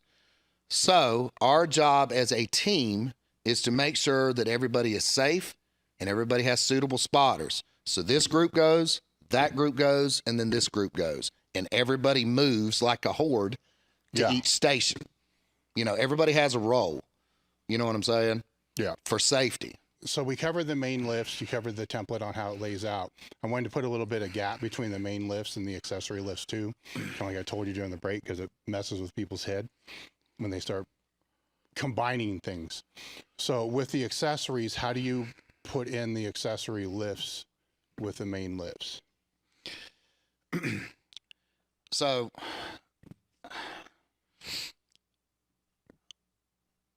the accessory volume changes as the weeks change because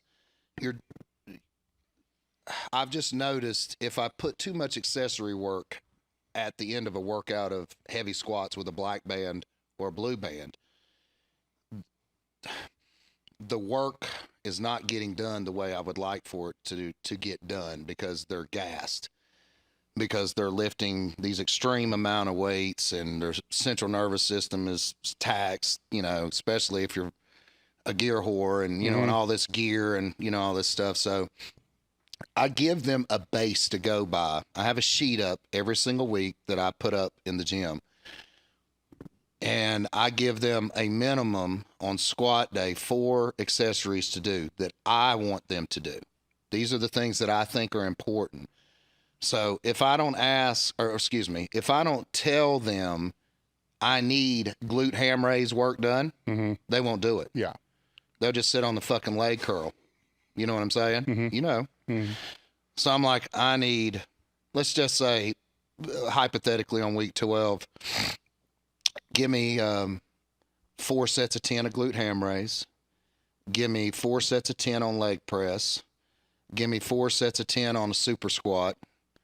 And give me, 100 on the leg curl, something like that. I know that seems like a lot, but it's really not. I think accessories are absolutely the most important thing to do to make your main lift strong. You're just not going to get strong just fucking squatting. Well, let's drill down into that. So when you say 4 sets of 10 on a leg press, that can either be pure hell or it can be moderate. All right. So that's on the sheet as well. All right. When they go to read it, it'll say light, medium, heavy. Okay. And that varies from week to week. Now, again, this is a base that I asked for. Yeah. If you want to do more volume or you want to add in more exercises, I'm fine, but this is the minimum that I want done because I know these are the things you're probably not going to do. Sure, yeah, I know how that works. So let's just do this. And it's the same on bench day. Now, bench day, we have a 4th training day on Wednesday. Wednesday is an accessory supplemental work day. All right. 70% of the team does not show up for that day. It is what it is. Yeah. I can't force these people to be there. But we have a core group of about 4 to 5 of us that are there on Wednesdays. Let me get back to Sunday accessories. That is the day we do more accessory work than any other day because most of these people are not here on Wednesdays. They're not getting the back work. They're not getting the shoulder work. They're not getting all the tricep work that I would like for them to get. So we're there later on Sundays than any other day because I want everybody to, I don't give a shit if you were here on Wednesday or not. I still want you to do this base minimum amount of accessory work because it's kind of, I can't punish one, I punish all. You know what I'm saying? So if you're not going to be here Wednesday, you're going to do a shit ton of work on Sundays. Even if you were here on Wednesdays, you're just getting double work. But what us as a group on Wednesdays do is going to differ than Sundays because I already know what my minimum work is already going to be on Sundays. You know what I'm saying? Yeah. So like on one Wednesday, it's straight back. That's it. Mm-hmm. We have a magical number. That's 1,000 reps. So on Wednesdays, that's 1,000 rep day. That's cumulative of all the movements that we're doing. Mm-hmm. And if we're not talking and bullshitting and fucking around in there, we can be done in an hour and 20 minutes. I know that may not seem possible, but if you're not fucking around, you can get it done. Yeah. And and then the next Wednesday, it may just be, you know, some shoulder work. And then the next Wednesday, it may just be tricep. And then the next Wednesday, it may be back and shoulder. Does that make sense? We're getting a variation. But on Sundays we're probably doing 6 to 7 accessory movements, and that varies in back, shoulder, and tricep. So going back to the heavy, medium, and light, how does that structure with the... It tapers off as the training progresses on in how heavy things are going. Yes. I do all the heaviest accessory work in the beginning, and it's just like the bands. We taper down as the weeks go on. You're not going to get any stronger 3 weeks out from a fucking meet. You're either going to be there or you're not. Yeah. I don't want you killing yourself on accessory movements 3 weeks out.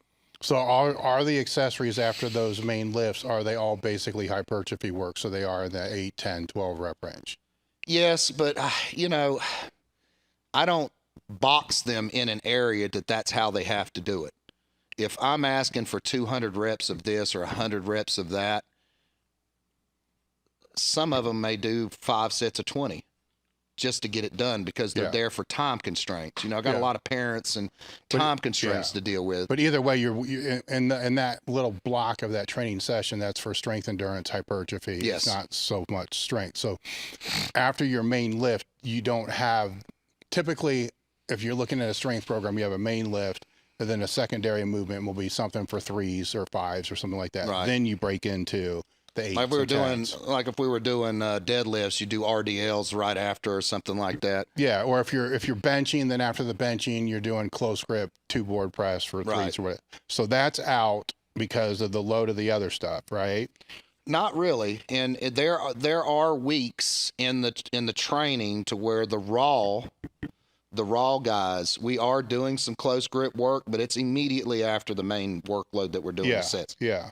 We do have some close grip 2 board.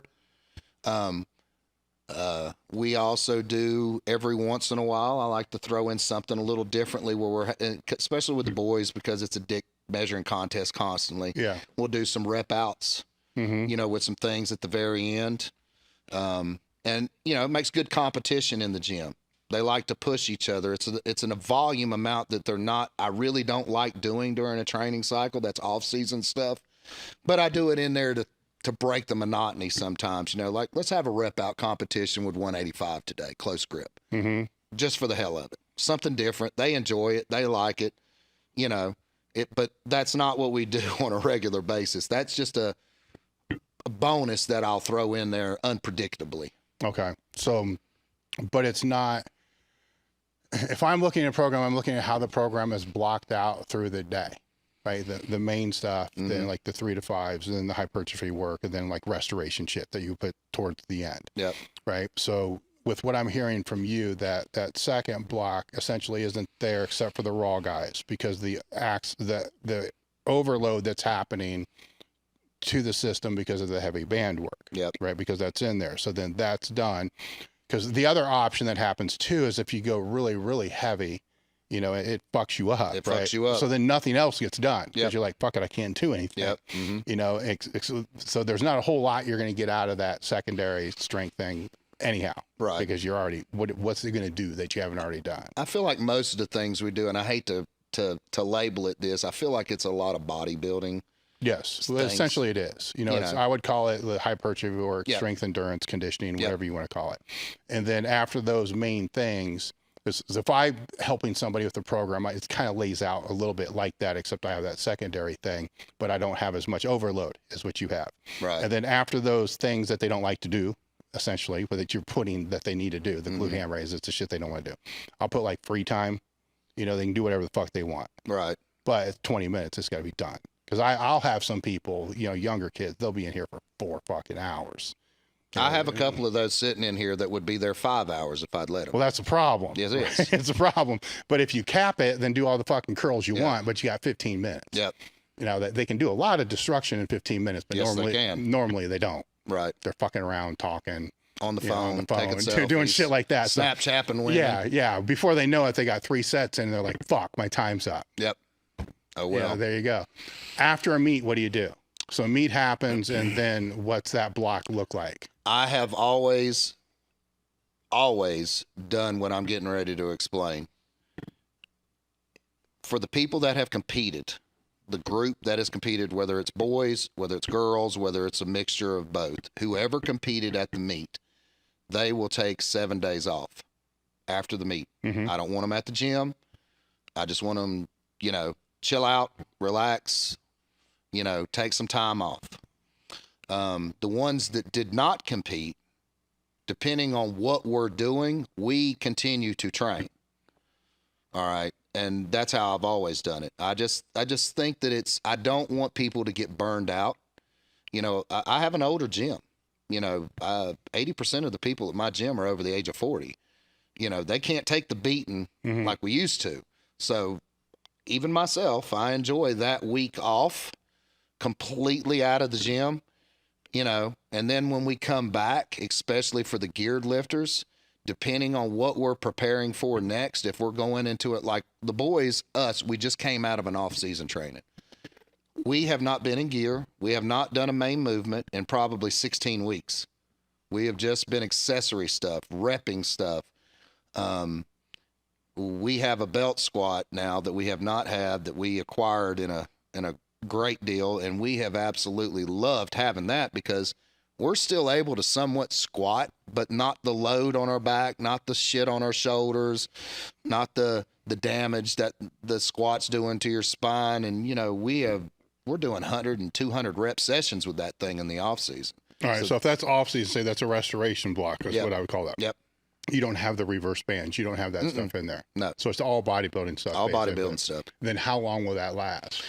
Well, that depends on what we have on the calendar. We have a calendar in the meet that has meets that we are going to do or possibly going to do a year out. Mm-hmm.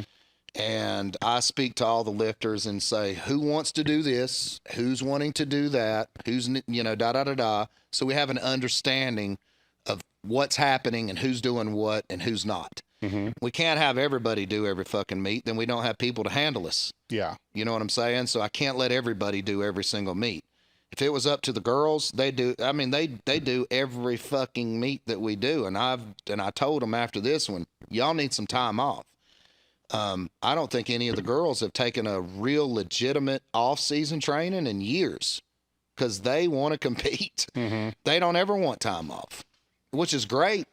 You know, well, how do you avoid this from being a clusterfuck, right? Because for this to work optimally, you'd want everybody to do the same meet. I'm the best motherfucking organizer you'll ever meet in your life. But when you have, 15 people doing 10 different meets at all 10 different times, this becomes a bit of a clusterfuck. Not for me. I've been doing this for so long.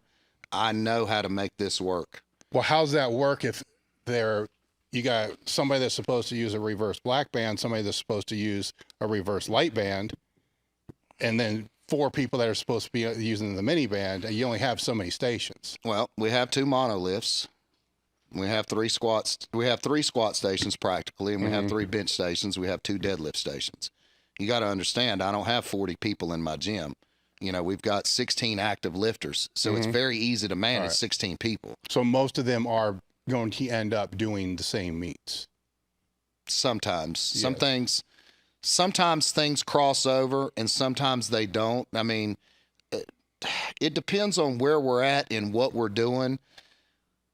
Like the girls a few months back did a meet and then they did another meet 6 weeks later. So I had to devise a plan to where what they just came out of into what they're going into And it can't be the same plan as the first 6 weeks of a training cycle. Yeah. And it can't be the same last 6 weeks of the training cycle. Now, when did you know this? Did you know it before the first meet? Oh, yeah. Okay. These things are planned out ahead of time. We talk about these things as a group months in advance. That's why these things are on the board, why I take notes, and I know who's doing what so we can plan on it. Yeah. If I feel like we don't have enough people to handle a group, then a couple of people's got to back down out of that meet because we're just not going to have the people we need. Yeah. My requirements for my gym are simple and easy. It doesn't matter if we have one person competing or 6 people competing. Every fucking buddy goes to that meet. Mm-hmm. Everybody. That is a requirement because you're wanting the same attention that lifter is wanting when you're competing. You get what I'm saying? Yeah. Everybody in our gym has this person that they're comfortable with, who hands off for them, who wraps their knees, who puts them under the bar. I don't care about any of those things. Whoever you feel comfortable with, but that person needs to be there for that person to feel comfortable. You know what I'm saying? Mm-hmm. And when they're not, it kind of throws a kink into shit. It kind of throws our situation off a little bit, and it happens every once in a while. So you have to be ready. There has to be a secondary person for that just in case. Yeah. You know what I'm saying? So we practice with other people just in case these things happen. Like Travis is our handoff guy on the bench for 99% of everybody in there. He's the best handoff guy ever. This is what he does. But when he's not going to be able to be at a meet because his son is so involved in sports, there may be all these events going on. He can't come to a meet. We're like, okay, somebody else has got to jump in this role. And so we start preparing for that months in advance because he communicates to me which meets he can and cannot go to. You know what I'm saying? Yeah. So everybody has a role in our gym. And so we're always preparing different people for different jobs and different responsibilities in the gym at all times. All right. Where I was going with is when you have back-to-back meets, but you don't know it. So they do a meet, then like, hey, I want to do this one 5 weeks. That's not how it works. All right. No, it shouldn't be how it works. That's not how it works. Yeah. So if you know ahead of time, you can plan it. Yeah, this is not a democracy. Yeah. No, I call the shots in this gym. I decide on the meets that we're doing. I decide on the numbers that you will take. I call the openers. I call the second attempts. I put the projections on the board. You know what I'm saying? Your job as a lifter is to lift. It takes all the other things out of the way so you can just concentrate on just doing that. And as time goes on, your trust in me as your coach and what we're doing continues to grow because your success continues to happen. Well, yeah. The reason I put it out is because one of the questions that comes up often is how do you prepare for back-to-back meets? And my reply to that is, well, how far in advance do you know? Yes. Because you may not actually really peak for the first one. Exactly. Then it goes to the second one. Yeah, there has to be preparations made for stuff like that in advance. Exactly. Where if that is the case, say with them when they had one 6 weeks later, how much of the adjustment is being made on those last 4 weeks, knowing that there's still another meet to go to? Is it just the weight? You're talking about the last 4 weeks in the next training? No, for the first meet. No, that doesn't change. So the first meet is the one that peaks for, so it's the second one. It's the second one that changes. You know, if there's such a thing, I'm trying to repeat them. Yeah. You know what I'm saying? Yeah. I don't know what to call that except that, so I'm just making up a damn word. But it's kind of, for me, it's difficult for me to explain what exactly that. So Joey, how do you know how to do that? It's out of feel thing for me, because everybody's needs and I can answer it for you if you want me to. Answer away. And tell me if I'm on or off, right? Okay. So you watch them at the meet. How much did they have left? Did they strain during that? Yes. lift? Yeah. Are they hurt? Have they got a lingering injury? Yeah. You know what I'm saying? Yes. Yeah. You just gave it better than I could have, but that's exactly right. There's a lot of variables involved on how, and it also, those things are like, I don't think you should do this meet. Mm-hmm. Or did they bomb? Or did they have a good meet? Mm-hmm. There's a lot of factors that are involved going into this if I'm okay with it, and if I'm not, then you're not, Mm-hmm. or if you're hurt, and you know this, there's a difference between hurt and injured. But it still matters because it changes in your things. brain. It's going to be these last 4 weeks are the most important. Yes. There's 6 weeks. So if I got to go easy on 3 weeks instead of just 2, then, or if I got to go easy on 4 weeks and just have 2 hard, then no, you can't do this meet. I'm all in on the first meet. I guess that's the best way I can explain it. Yeah. Because the second meet doesn't have to happen.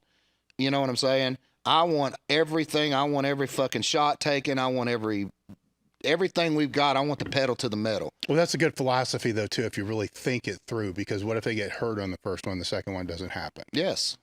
Right? So then fuck, you just wasted, that time for that. Yep. How do you deal with the attrition of the lifters coming through? Because you got a solid crew that's been there for a while, but every gym's going to deal with an attrition rate. I know that there are some people behind me anxiously wanting me to, waiting to see how I speak on this. Well, they're going to like some of the other questions I have, too. But you're talking to me, not them. I know. Honestly, we don't deal with as much as you think we do.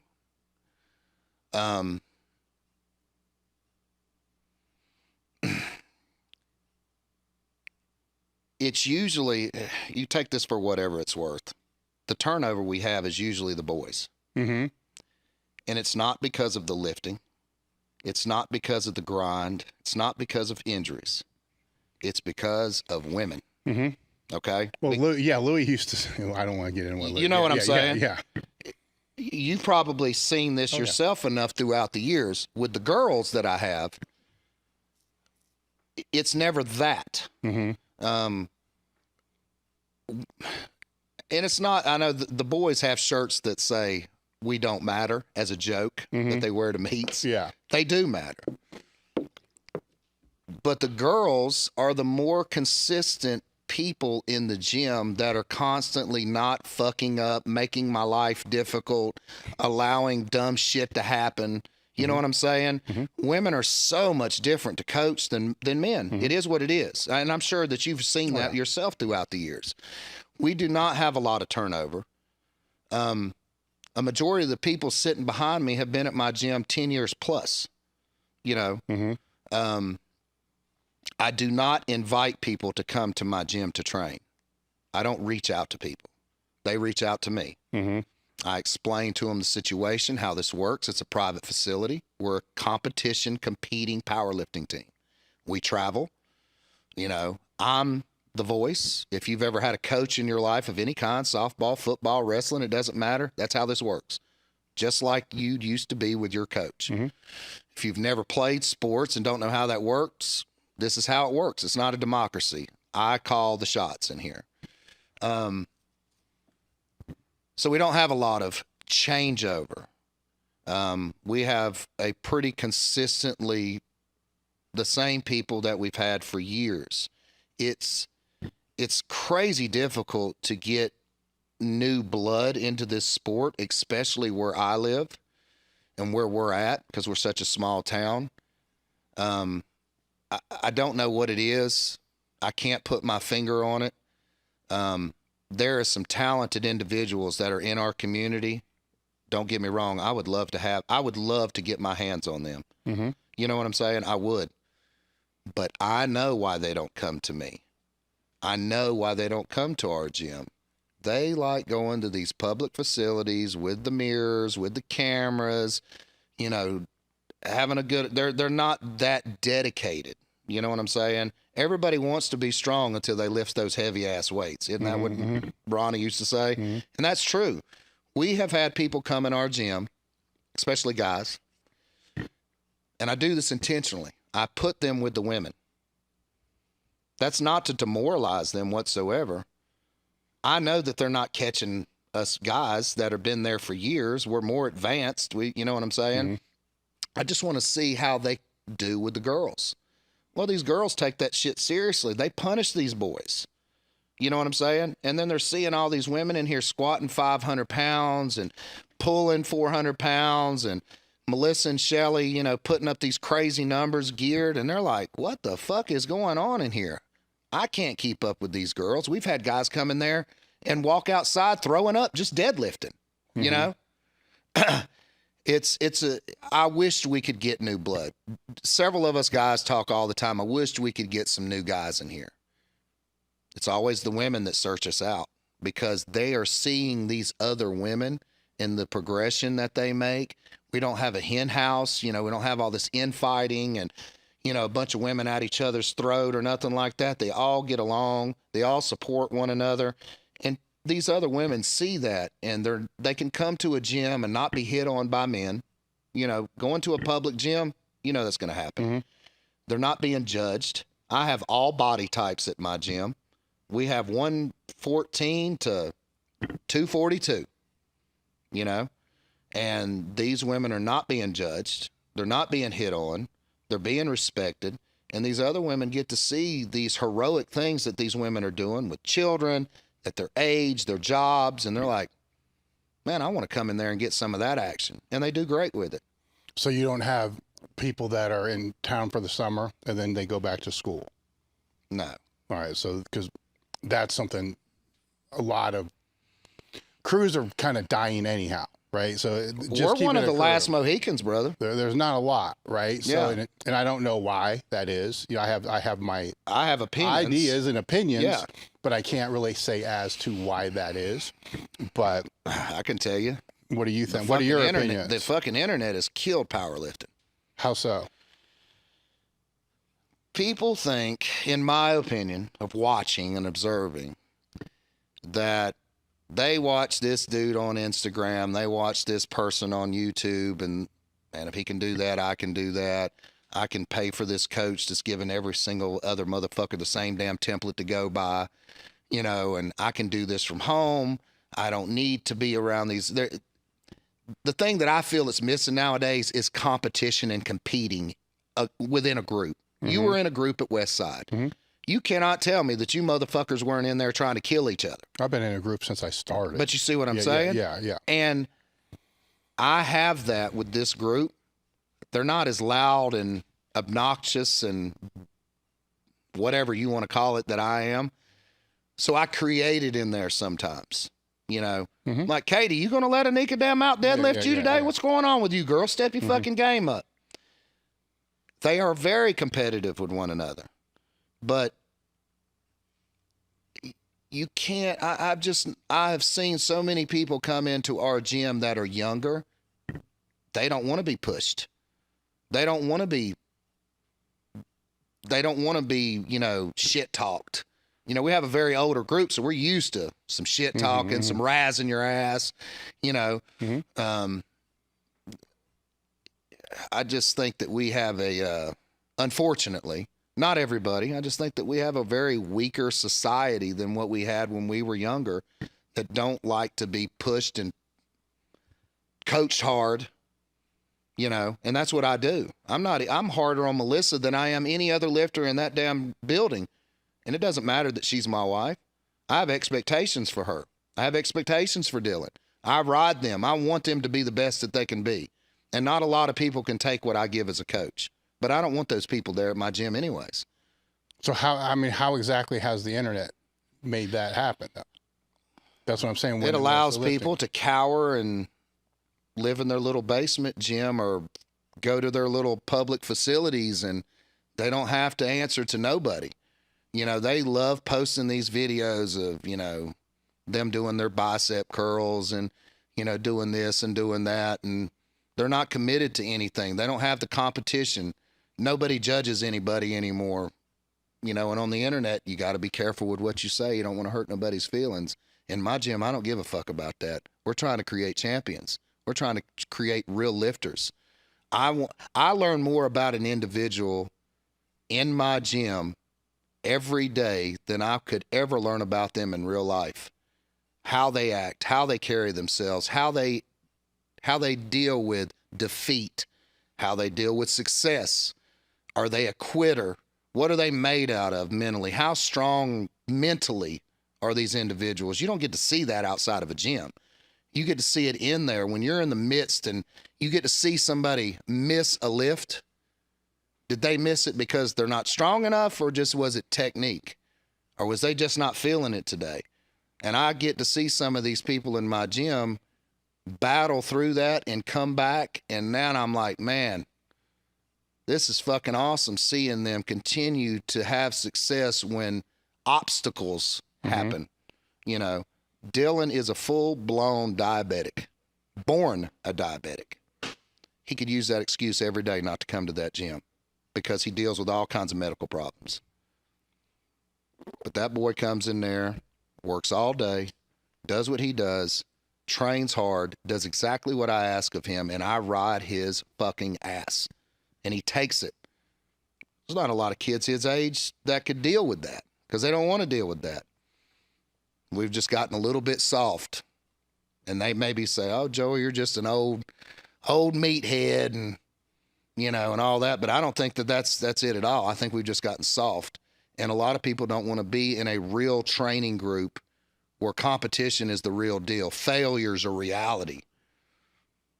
The internet, everything's make-believe. Everything's roses and rainbows. Do you ever post yet a negative about yourself? No. You're always posting something great about yourself. And that's what the internet has given people. In the gym, in a group, in a true powerlifting team that's competitive, that ain't always the case. There is losses and misses and deficiencies and problems that continue to happen, but that maturation allows them to grow mentally stronger, not just physically stronger. And I think that's what's missing today with a lot of lifters in this age bracket. That's just my opinion. It is, but and I agree, right? So this is the crazy part. I agree, but I also like to question why. Yeah. The opposite of what I would think is the contradiction to that would be the sport's bigger than it's ever been by hundreds of thousands of lifters. That's the positive side of the internet. Yeah. So it's like, could that way be wrong if now they're all stronger by a lot, you know, so the lifters are stronger. Well, let's be careful what we say. All. Well, not all. Yeah. But, a lot. Yeah. But the hard thing to figure out is, yes, the sport's grown tenfold. Maybe, without a doubt. Maybe even more than tenfold. But what's hard to tell is how many do one meet and leave, right? That's the tricky part, right? There's a lot of flashes in the pan. Yeah. And I don't know what that attrition rate was 15 years ago. We wouldn't have had the metrics to know it. Yeah, exactly. So you don't no matter how many come in and leave, because if you look at open powerlifting, the total number of lifters, and you just start randomly clicking around, like go to the bottom of any weight class and just start randomly click around. One meet. Yeah. Like, okay, it's still that grows the sport, right? Because more people are coming in, but they're not sticking. So are they not sticking because there's not crews? You know, I would say that would be my opinion. Maybe they are because they're not associated with a group to be a community to be able to make them want to stick. Or maybe it's just like a college student that went to school to be a dentist, and he's like, maybe this is not what I really wanted to do. Could be. I mean, there's a lot of variables. I mean, if you look at the number of high school powerlifters, it's insane. Especially when you look in at that. Texas, Jersey, it's crazy. Yeah. But a very, very, very small percentage ever compete after that. You know, so that's true. Why? You know, that's something now people will say, well, the reason why is the same reason why if you play lacrosse in college or in high school or soccer in high school, you don't join a club team. You just associate it with high school. Right. And I'm like, well, I don't know. You know, it's fortunately, I suppose when I competed in high school, I was told to never compete in those meets. To compete in another really? meet. Oh, 100%. Wow. Always, yes, 100%. And compete in other meets. But then that made me associated with a different community.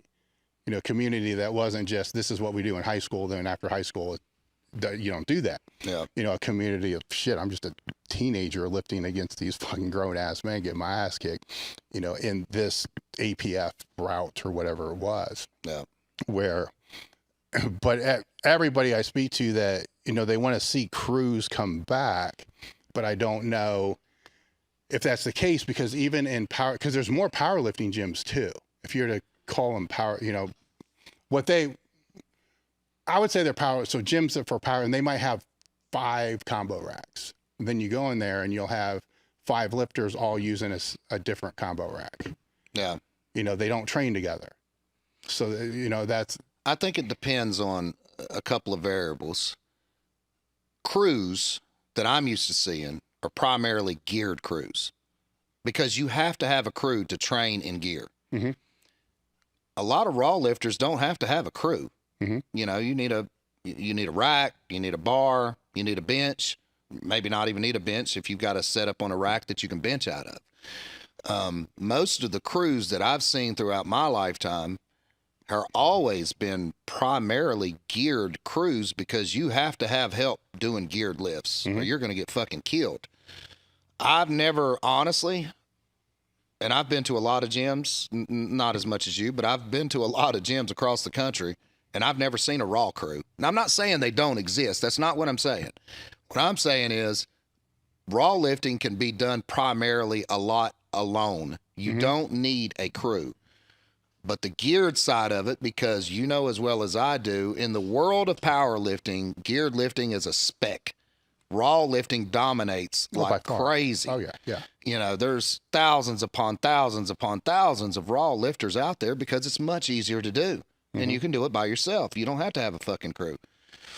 But geared lifting, that's a whole nother different animal. You have to have a crew. So that's just my opinion of a lot of the deteriorating crews.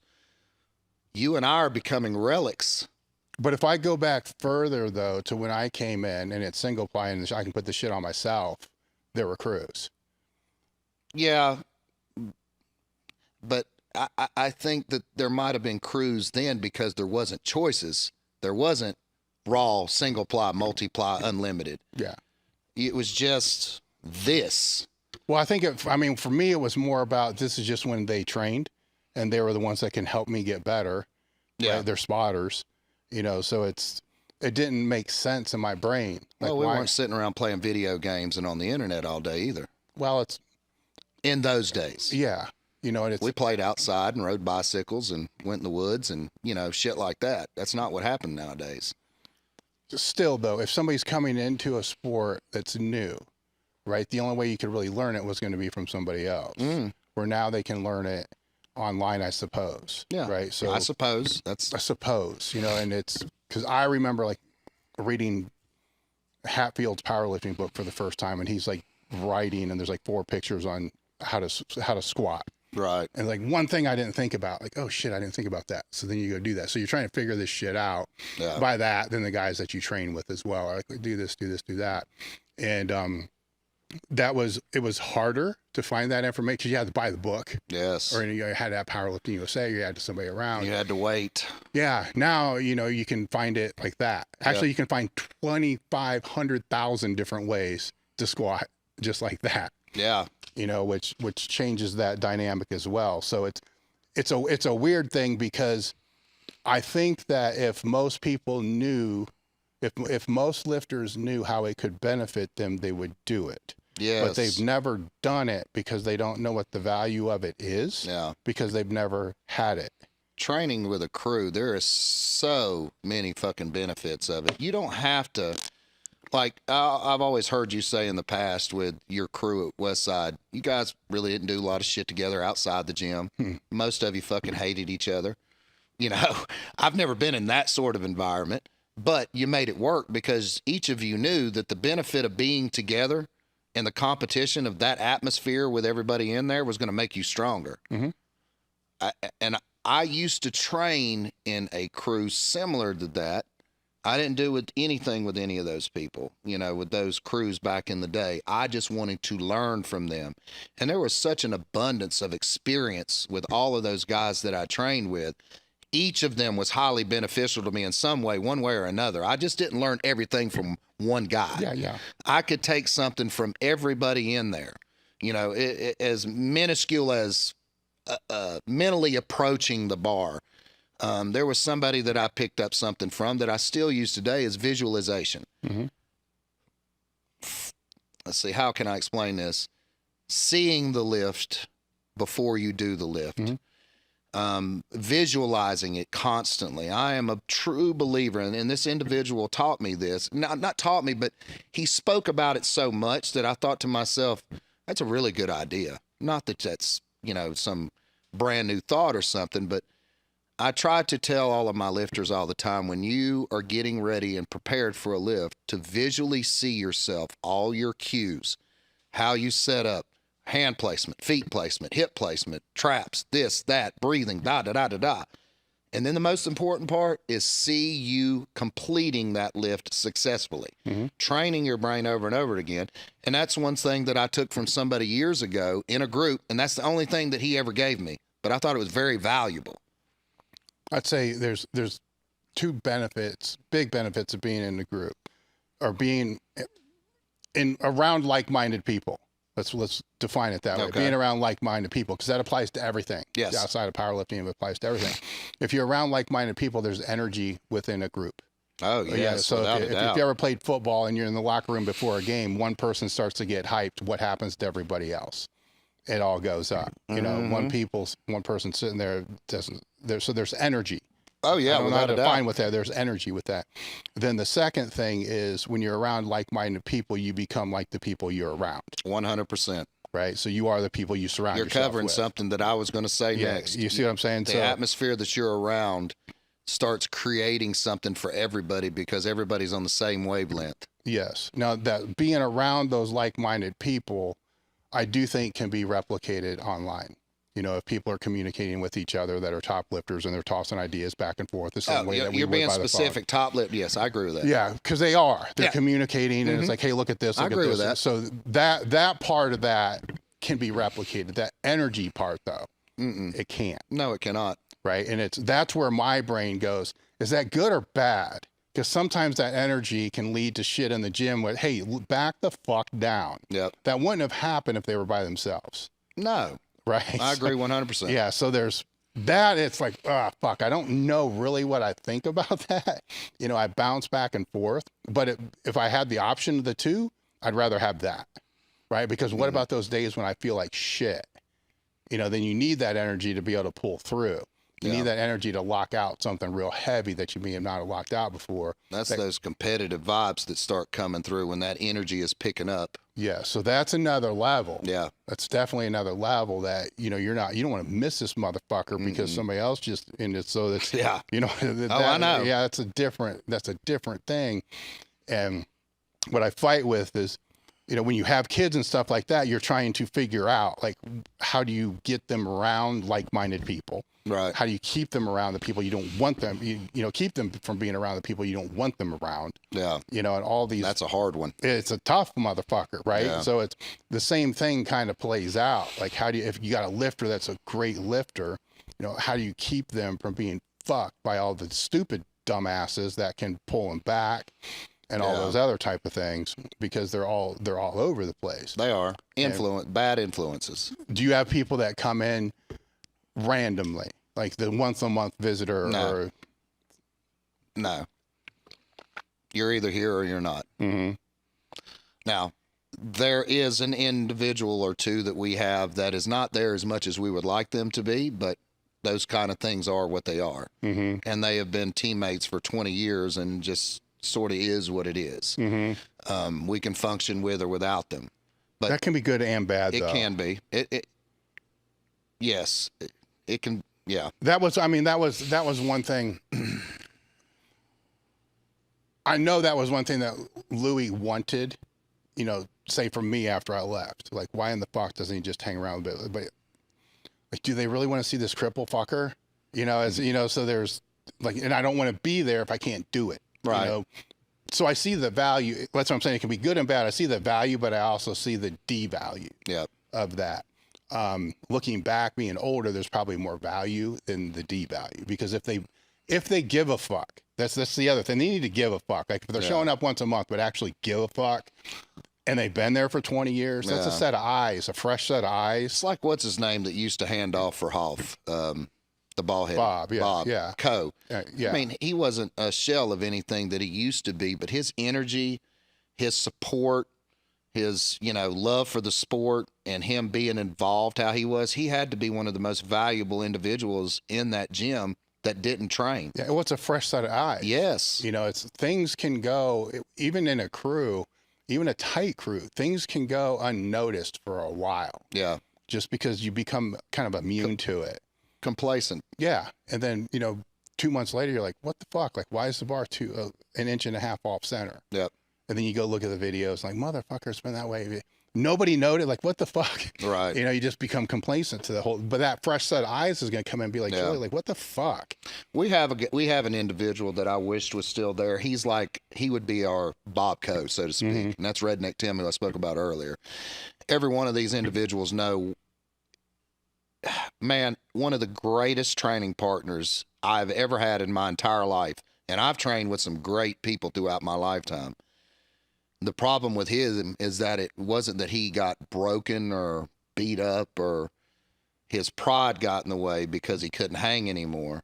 And I just tried for so many years to be like, look, man, you are such an asset to this team. Just your presence in here is such an asset to so many individuals. He didn't realize his worth outside of the weights he could lift. And that was such a setback for me because he was impossible to replace. And still is. He was a complete, absolute veteran. He knew how to do everything in there. He helped me devise so many tactics and methods and things that we did. He had that eye. You know what I'm saying? He was the one, he could point out things that I may miss or I didn't see. And the support that he brought and the energy he brought was irreplaceable. Irreplaceable. I would do anything to have him back in there. So I get what you're saying. Yeah. He was one of those that his lifting didn't do the talking anymore, but his experience as an individual in that facility was, you could not put a price on it. I just hate that he's not there anymore. Are there other people that came in that you saw had a lot of talent, but then just faded away? You don't have to say who they were, but then just faded away. I don't have to say who they are because those names are resonating through their minds into mine right now. We have had a ton of talented individuals that were, it just wasn't their cup of tea anymore. I guess sometimes as a coach, you may want this more than they want it for themselves because you see the potential. You see man, what if this kid really got serious? You see it and you know it. And just the what ifs are gone and disappeared now. But we've had several of those, and those were local individuals that could have been absolute champions, serious contenders. What pulls them away?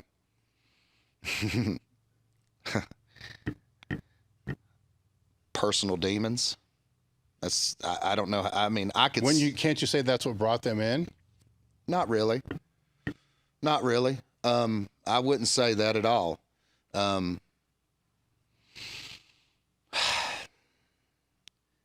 I think most people in the beginning they want to be a part of something. They want to be a part of something greater than themselves. And they see what we have and they see where we go and they see what we do. And it's like anything. Everybody always sees the finished product. They don't see the work that was going into what you have become. They don't see the reps. They don't see the injuries. They don't see the failures. They don't see the development. They don't see the time. They don't see the sacrifices. They just see the final product of what they see right then. And they think, I want to be that. But then they start seeing what it took to become that. And they're not about that life. And that's unfortunate because they have the abilities. I've always said this about individuals that are born with talent. You have individuals in life that say some guy is born to play the guitar. He was just an automatic ace. As soon as he picked it up, he knew how to do it. Didn't take a lot of practice. He was just great at it. Then you've got a guy that is not a musician whatsoever, and he tries his damnedest to want to learn how to play that guitar. So he's putting in the hours, he's putting in the time, he's putting in the effort, he's putting in the sacrifice, while the other guy is just relying on the talent that he has and takes it for granted. Me as a coach, I want that motherfucker that's working harder that doesn't have that talent, that God-given gift, than that dude that takes that ability for granted. And I've had more of this than I have of that. And that's unfortunate, because I'll take that hard working shit every single day over a talented individual that takes that shit for granted. Because if I've had a couple of people that have sort of had that have started to reach this apex of greatness, and then poof, they're gone. But I'm sure you've seen that throughout your life as well. I'm sure there are lifters that you have trained with. You think, man, if this motherfucker ever got serious, he'd be the shit. How long does it take for that to happen? With the guys that just off, I know it's hard to kind of lay down, but a year, 2 years. Man, that's such a hard answer, because it's well, anything under 6 months don't even bother. No, I mean with that. there's years involved. Yeah, there's years. There's involved. years involved. For me, I'm gonna, if I was to throw it out there, I'm gonna say it's like 2.5 years, 3 years. Yeah, I'm right in there with you. I've said it a million times. I do not want a made lifter at my gym. I don't want that, because they are already programmed into what they do, how they do it, how their brain is functioning. They already are predetermined what works, what don't. You know, it's going to be hard to break them, you know, to make them better. I would rather have the most uncoordinated, two left-footed fucking person that's never played a sport in their goddamn life in my gym. Look, I'm not just saying this because she's my wife. I'm saying this because this is the truth. Melissa walked in our facility at 105 pounds. At 39 years old, never lifted a fucking weight in her entire damn life. There's not a harder worker at my gym than her. She has zero athletic ability. That's not me being mean. I'm just telling you what the fuck it is. I have watched her maturation over the past 10 years become one of the best multiply lifters in the entire world. Her first meet, this is what I'm getting back to. The person with the least amount of talent, but the hardest motherfucking worker in the group. That has been her entire career at the gym. First meet, 105 squat. She missed the bar on her bench twice, hit it on her third attempt, just the bar, pulled like 185. This woman is currently the #2 ranked all-time female squatter for her age and weight class in the history of the sport with a 550 squat. Shelly is now squatting 672 pounds and benching 450. Her and I grew up together since we were 11 years old. She claims that cheerleading's a sport, but I don't. But that was her athletic, ability in her mind. Dylan, he's an athlete. He wrestled in school and stuff like that. But he did not have the ability of some of the other guys that came to my gym. But because of his hard-working mentality, that kid don't quit. He's there every fucking day. He works harder than everybody else. And the best part is he listens. And that's hard to find as a coach, that lifters that going to listen. You know what I'm saying? They listen and they believe in what's going on. I have some of the best lifters in my life that I've ever coached or been around, because I have got to watch maturation for over decades with them and see and know what they have become. And I will always take that person that is not athletic, that is not a made lifter, over somebody that can already bench 500, pull 800. I've had those before. It don't fucking work. They're too hard-headed. They don't want to change. And even when I have them become better than what they are, and they know this, I've had made lifters come into my gym. I have increased their totals and their lifts. And when they left, they could not duplicate what they did when they were there with us. It's different when you train with a bunch of people that are hardworking, that are willing to sacrifice. The support system that we provide one another, it's different.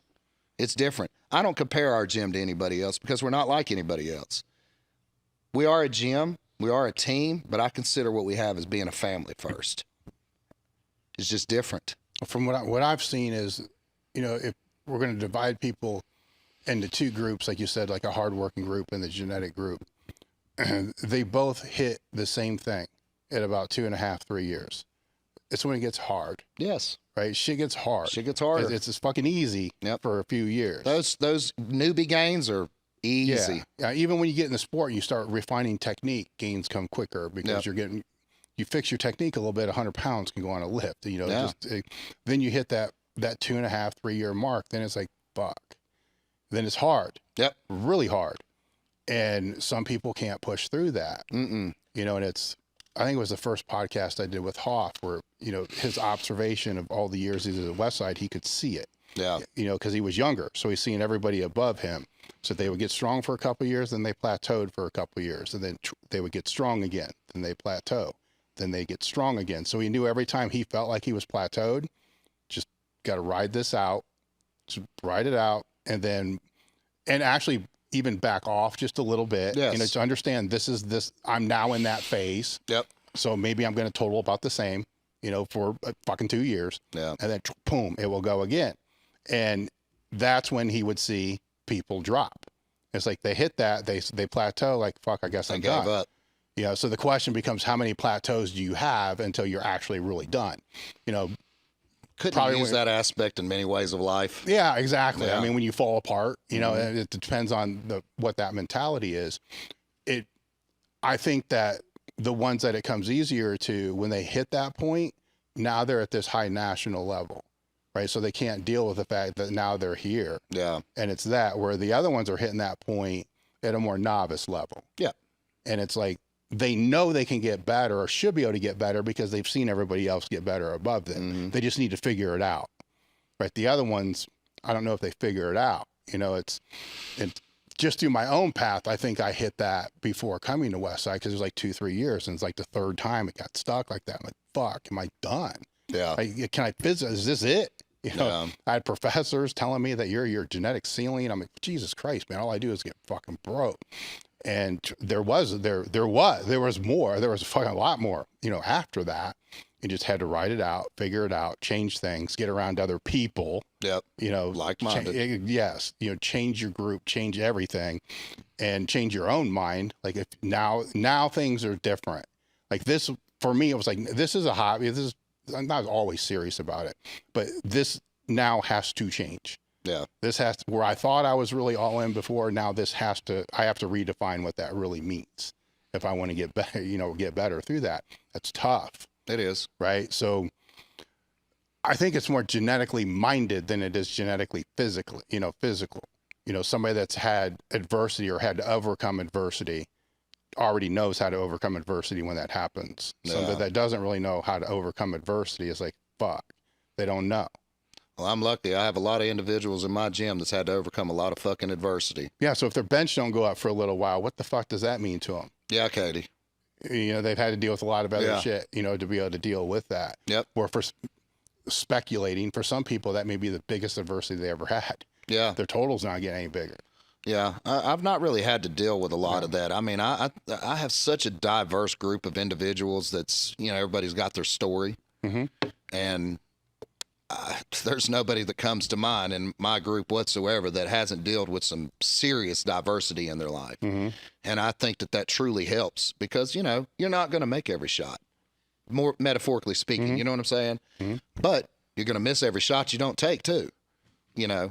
So my job is not just to teach technique and teach training methodology, to teach you how to get stronger. I speak to each of my lifters by themselves a lot, whether through text, whether through phone call, whether through it's just one-on-one at the gym. I need them to believe in themselves. You know, sometimes somebody just needs them to believe in themselves to help them move forward. Confidence issues. You know what I'm saying? Mm-hmm.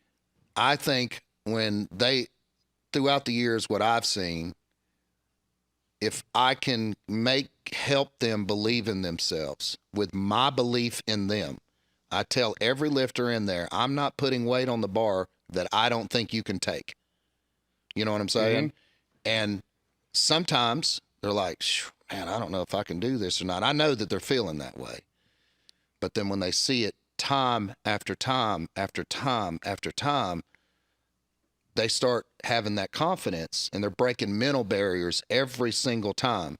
Now, do I have lifters in here that make mistakes at meets or miss lifts because of some bullshit technical cue? Of course. You're never going to be perfect. But the belief system and the support system that we have in our gym for one another, it helps so much that you have somebody that has your back mentally, physically, and doesn't want you to fail. I know for me, mentally, having everybody's support. I don't know if you ever watch any of our videos. There is so much noise going on during lifts. You hear cues. We sound like a synchronized swimming team if they made noise. You hear everything that's going on, and we're all used to it. And then once that lift is made, every person in that gym is absolutely ecstatic for that lifter at that moment when they are successful at what they're doing. I watch videos of people all the time, and I never see camaraderie, handshakes, high fives. Not that you need to slap everybody's asses all the time, or maybe because people think they're too fucking hardcore and, I don't need to congratulate that motherfucker. But in our gym, I'm telling you, we are successful for a reason. And I think when you're in an environment of, like you said, people that are like-minded, that are on the same path, that want the same things, that strive for the same success, together as a unit, I know this is going to sound corny. I've used this phrase a couple of times, but individually, you are a raindrop. But together, we are a hurricane. I don't think as a team, I would put us against anybody as a team what we can accomplish individually. The support system we have for one another is unbelievable. You just have to be in that environment. And the reason I'm touching on this so much is because what we are talking about, how that environment impacts the group as a whole, the competitiveness, the winning attitude. You know what I'm saying? We are very deep into that. I mean, don't get it twisted. These girls in here are fucking crazy competitive with one another. They know if they can beat one of our top girls in the gym, they're going to have a pretty damn good chance at the next meet to beat somebody. You know what I'm saying? It's you're not just building individuals to get strong. You're building a let's see, how can I explain this? You may have to help me on this. What I'm trying to say, I'm building a strength barrier mentally to believe in what we're doing and that you're going to be successful. I don't see people that are successful that don't have a great support system or don't believe in themselves. Sometimes people think, oh man, those people are just some cocky, arrogant fucking person. When really, that's actually called confidence. You just don't have it, so it appears as being arrogant to you. We have confidence because we believe in one another, and they believe in me, and they trust me. And I think that matters a whole lot in success, whether it's a business, whether it's a gym, whether it's a family, anything. I think as long as everybody's on the same page and believes in one another, you can be fully successful in anything you do. I think the word you're looking for would be character. Yes, there we go. So it builds character. Yeah, it does. From that. May sound corny, but. Well, I mean, for a lot of people, where else are they going to build it? Yeah. Right, because then that will transfer over to their life, their job. Yes. All these other types exactly. of things. 100%. Where I've always said 99% of the gym training can carry over to your life. You're 100% correct. The 1% that doesn't carry over very well is the selfishness. Yeah. That's the tough part because, but if you're working within that team crew environment, then that's taken care of. Yep. That should carry over with that. And then getting back to the women in the sport, because you have predominantly mostly women. And then when you came into the sport, and if we go back that far, women might have constituted like 2 people in one flight, 3 people in one flight. Now you go to a meet and it's probably half the meet. Yep. So why do you think that is, first off? And then where do you think that trajectory of the sport goes? Well, this is where I'll say I think that the internet has helped the sport. women are getting to see women all over the internet do things that people thought were impossible years ago. You know, you're able to see it immediately, search it out, look at, follow people. And, you know, sometimes all people need to do is see somebody else do something and think, shit, I'd like to be able to do that. And I think that women have watched, this is where I think social media is a benefit. These girls have gotten to watch and see these other women and be inspired, you know, and push themselves because they see it can be done. I mean, whoever thought that Becca Swanson's squat would ever be beat by anybody? I mean, let's just be realistic. And then here comes Leah into the mix, and watching her evolve through the years, you know, I said to myself one time, if there's somebody that's going to be able to do it, I think this is the one. And I never thought that of anybody else. There's never been anybody in the sport that was like, there ain't nobody going to beat Becca, you know? So I think the internet and social media on that front has helped tremendously with the sport of powerlifting. We just had our very first meet in North Carolina history last month of a female-only powerlifting meet in North Carolina, which was fantastic. I mean, I think there was 40 women from all over. And that was awesome to see. You're raw and geared, you know. Laura's been doing that for years in Cincinnati. We've went and competed in 2 or 3 women's pro-ams, and that thing has exponentially grown crazy. Now it's a 2-day event. And I remember the first time that we had logged on, we were all sitting at our house with laptops in front of us waiting for it to open. And as soon as it opened, we were all panicking, you know, trying to get everything typed in to, you know, get registered for the meet. That fucking meet sold out in 10 minutes. I was like, Jesus Christ. Holy crap, I've never seen anything like that in my life. And now it's continued to grow. And I just think things like that have taken a small step when she first started that. And it's grown and it's grown and it's grown and it's grown.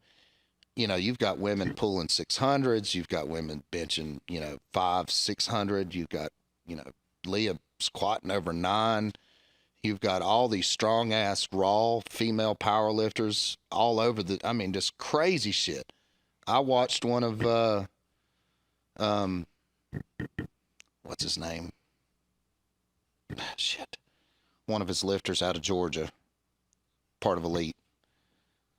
Anyways, she pulled like 460 for 10 reps raw the other day. Oh, Steve? Yes. I thought, Jesus Christ. And that was after pulling like 430 for 10 reps or some shit, you know? I mean, stuff like that is mind-boggling what females are doing right now, you know? And I think that that's where social media and the internet itself is putting a light on it. And it's inspiring more women to get into the sport. And, you know, most of them are starting out raw or, you know, something like that. But, you know, it's growing, and I'm glad to see it's growing. It's pulling more in, and even just on the male side, I mean, there's raw guys squatting over a Grant. Yeah. You know, there's raw guys benching 7. I mean, it's like the numbers where they're more comprehensible to people that are coming in.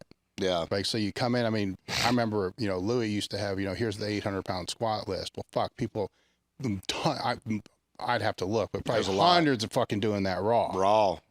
Yeah. You know, right now, where that was something that was aspirational. Yeah. Like, I want to get on that list. And then at the time, there were like 4 people on the 900 list, and like Matt didn't want the 1,000-pound list. Yeah. And then slowly those creep up. And now I look and like, holy fuck, there's raw people that are destroying all of that. Yeah. But if that's what they see, you know, they go online, it's like, well, fuck, he's doing it. He's doing it. He's doing it. He's doing it. He's doing it. He's doing it. It's like when I first went into the gym, the very first time, a powerlifting gym, 12 and a half years old, there's people benching 300-400 pounds. That was I'm thinking shit. that's fucking, no, I'm thinking that's fucking normal. I don't see it. It's also, it's not like I saw people benching 135. Yeah. I'm like, well, fuck, I guess, you know, this, to me, 315 is no big deal. Your expectations change. because of what you see. Right now, people, they get interested in the sport, they go on Instagram or whatever it is, their expectations are going to see all these other lifts. Yeah, but the problem that they're not putting in comprehending, that's 4 or 5 people on the fucking planet that's doing that. Squatting 1,000 raw. Oh, yeah. You know what I'm saying? Yeah.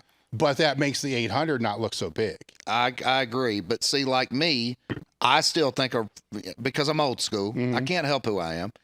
I still think a 700 fucking raw squat is fucking awesome. Well, it is. I do. It is. I mean, it still is. Yeah, I mean, but it is. But to this younger generation that's been so capsized by these bigger squats, they're like, it's a stepping stone. Yeah, And, stepping yes, stone. And to me, my perception is the deadlift has surpassed the bench as far as popularity. So now people go out and they're seeing all these guys pulling 700, 800, 900. They're seeing all these lifts. So every fucking kid. On if you're doing it sumo or conventional, right? Well, it does. But I mean, fucking every kid that it doesn't matter. Yeah, every kid I speak to under 20 wants to fucking pull 700. Good luck to them. Fuck the deadlift. Yeah, well, it's old school, right? Yeah. But that's growing it exponentially too, because their expectations are higher than us waiting for a magazine to come out, and then the magazine comes out like, holy fuck. And we're so fucking behind on really what's going on, because we've only got that magazine every few months to even get us somewhat updated to what's happening in the world. Yeah. Where today, immediately a meet happening right now, everybody knows. Yes. It was like when Jimmy Cole hit that 1,400-pound bench. I knew 5 minutes after it happened. Somebody had already messaged me, and I was like, what? That's the thing with the internet nowadays. Crazy. And then the video's up within 20 minutes. Yep. It's like, holy, there it is. Yeah, there it is. It's crazy. So there's that, so with the good's always going to come the bad. Yep. Where I don't know how to balance that, if I kind of go through that, right? Yeah. Because I don't want to, you're older now. So now you're that guy on the other side of the table. That's how I explain it. Like now you're the guy on the other side of the table. Like when I was 20, people were telling me shit, that were washed up meatheads. Like, shut the fuck up. Well, you can't lift shit anymore. You know what I'm saying? Yeah. Now you're that guy. And so it's like, how do you change your message, to be able to still relate to that person? I'm not that guy yet, Dave. I am. I'm not that guy yet. I'm still fucking some people up. Yeah. But it's that message, though, of the experience of being through that. When you're going to those kids, you got to remember, or the younger ones, you got to remember you did dumber shit than they're probably Oh, God, doing. without a doubt. See, that's the thing that I also explain, especially to the boys. Y'all are getting to hurdle all of the dumb shit that I did. You know what I'm saying? Yeah. The dumb shit that you don't have to deal with because I don't allow it. You know what I'm saying? They know if they go outside of the parameters of what I'm asking or what I'm wanting, there's going to be some fucking repercussions over that, because I'm running a tight ship because I know what's going to get you fucked up. There is nobody in that fucking gym that's ever taken a main lift without me being there. Never, ever. You know what I'm saying? So back to what you were saying, but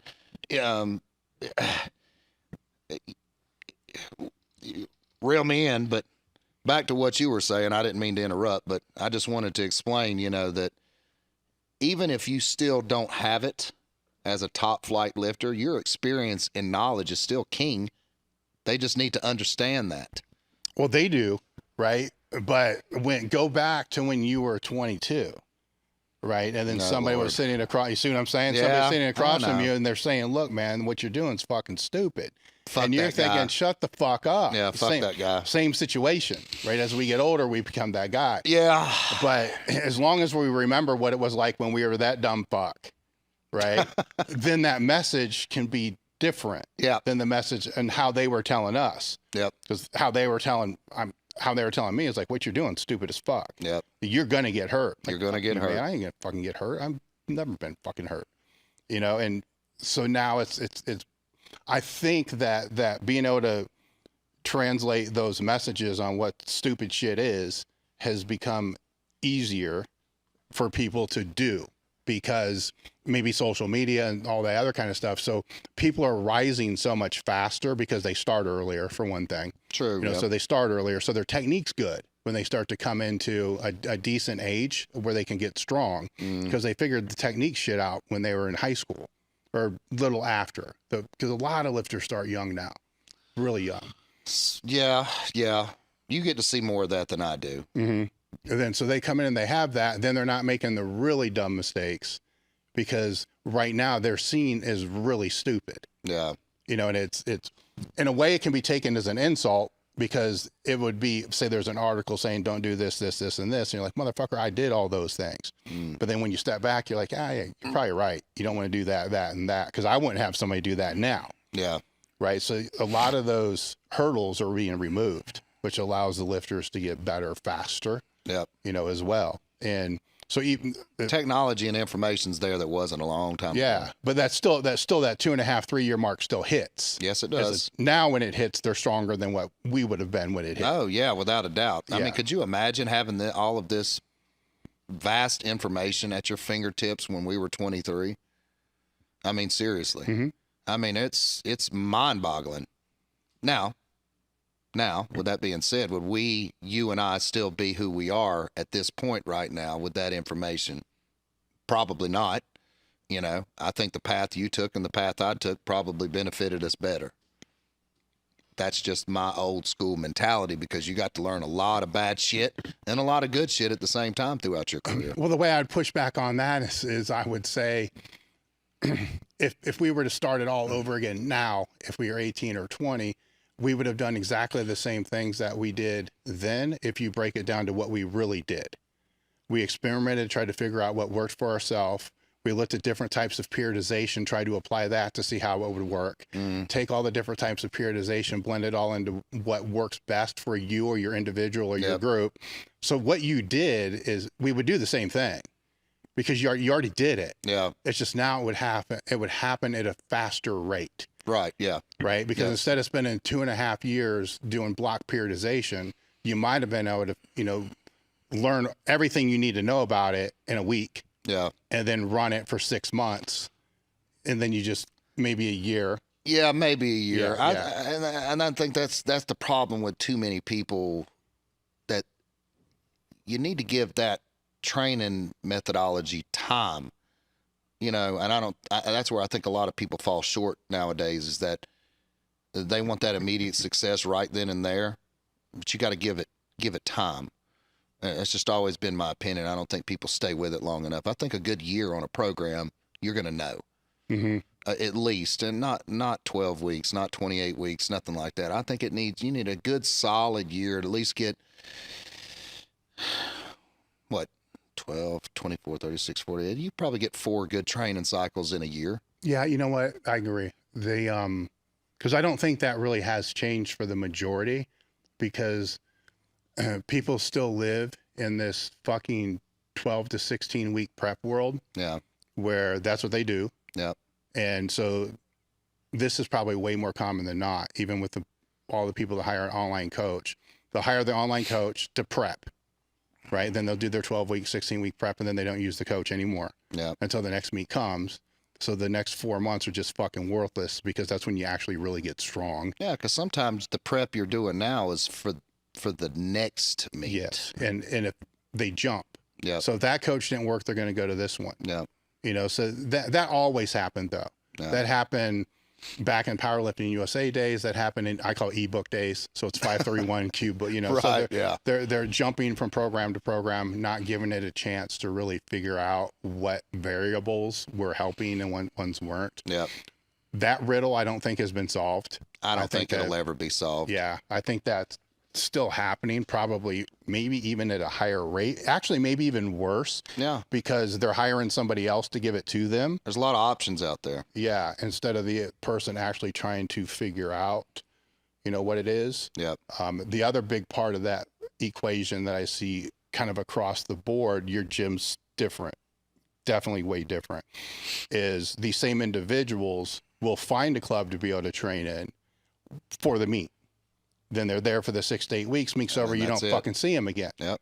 And then you're like, oh, okay, so, you know, and so then after a few times, whatever crew or gym or whatever that was, they don't come back.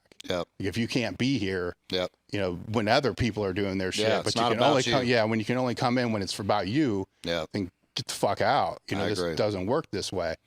That kind of correlates with that too. So it's the process has kind of talked my way through. The process has become easier in some regards. It has. But the biggest hurdle, I think, is that. Yeah. And they live in these fucking 12-week prep. Yeah. You know, they really do. There's more to it than just 12 weeks. Well, I know that. Yeah, I mean, I know that. You know that. I mean, just the terminology, like it's prep, like what, like a few years ago, somebody, I'm in meat prep. I'm like, what the fuck is that? Yeah, what does that mean? What does that even fucking mean? This is the first time I ever heard it was like 4 or 5 years ago. And I'm like, what the fuck is that? Like, now you're in prep? Like, what were you doing before? Yeah. Isn't it all, you know, that was a fucked up. Took me a while to figure out what they were talking about. Funny story on that one is it just came to my mind. When I first came to Westside, I probably had 12 years of competing before that. And then Louis, we'd bench out at this other place. You know, it was Tim Van Horn's basically a barn in his backyard, right? So and there's 3 benches, kind of what you're talking about. There's, you know, the weak bench, the middle bench, and the strong bench. And so we're all in there benching, and then afterwards we all start working up a little bit. And somebody said something about, you know, it was a PR, and I didn't know what a fucking PR meant. Because to me, it has zero relevance, because it was whatever your lift was what you did in the meet. Everything else didn't mean shit. It was just training to be able to get in there. And I had to ask, I think it was Tom Waddle, like, What's this PR thing? What the fuck is a PR? Yeah. It's like a personal record. I'm like, a personal record for what? You know, for like I only thought the meat numbers mattered. Yeah, for like a close grip 2 board. Yeah. And I'm like, what the fuck, huh? Yeah. And then, you know, over time, like over the next month, I'm like, so we have like what, fucking 400 PRs? Like, how can this be a PR to me was like what you did in the main meet. Yeah. I remember those days. Yeah. And it was like, that was so fucking confusing to me. Like, how in the fuck can everything be a PR? Because then what's not a PR? Yeah. Like, Not I got one more rep on push downs today. Is that a fucking PR? Yeah. I'm supposed to celebrate that? Yeah. What the fuck? Well, I mean, you know, I agree with what you're saying. The PRs for me are, it's definitely not accessory shit by any means. I don't give a fuck about that. But definitely, you know, main movement stuff, especially with our bands, especially with our boards, especially with the blocks, you know, stuff like that. Those are the only relevant things to me, because I need to know what those were, what they're going to be, and what they should be. Oh yeah, don't get me wrong, they matter. Yes, they matter. They're your indicators. They're an indicator of where you're at, you know. And every training cycle that you hit a new PR, that's progression. No matter how small it is, that's progression. Well, to me, that's the number one metric on any program. If you it's damn good right or not, it is. Right, because if you can gauge where you are at any point in time, you know, based upon indicator movements or whatever you want to call it. So reverse band, or some people, maybe it's a floor press or board press, whatever it is. You can gauge, even in the off season when you're doing all bodybuilding shit, there's certain things that are indicators. Oh, of course it is. Then no, you have to have those, because if that falls under, you're like, motherfucker, I got to change some shit, because this is too far under where I need to be. Exactly. I agree. Right. And it's, because I never called it meet prep, but I call it like a starting line. Like, there's a starting line. Say with you at the 12 weeks out with the band, there's a starting line. You need to be in a certain physical capacity and a certain shape to start that motherfucker. And that's why I said that is veteran lifter movement. You have to be established to start this. Yes. There has to be some kind of accreditation that you've gotten to be at this point. Yeah, otherwise it will tear you apart. It will tear you apart. I can't throw my daughter Bethany in there on a fucking black band and she can't even squat 200 pounds yet. You know? So what do you do there? Well, as of right now, we're still building a base strength with her. She's been training with us regularly now, I guess, maybe 8 months, something like that. And since then, she's put on almost 20 pounds of body weight, which, you know, she's been 104, 105 pounds her entire life. So right now, she's getting past the point of trying to wrap her head around. She weighs 123 pounds. You know what I'm saying? And that's where, you know, we're trying to make her understand, baby, you look healthier, you look better, you're more, you know, full, you're gaining muscle.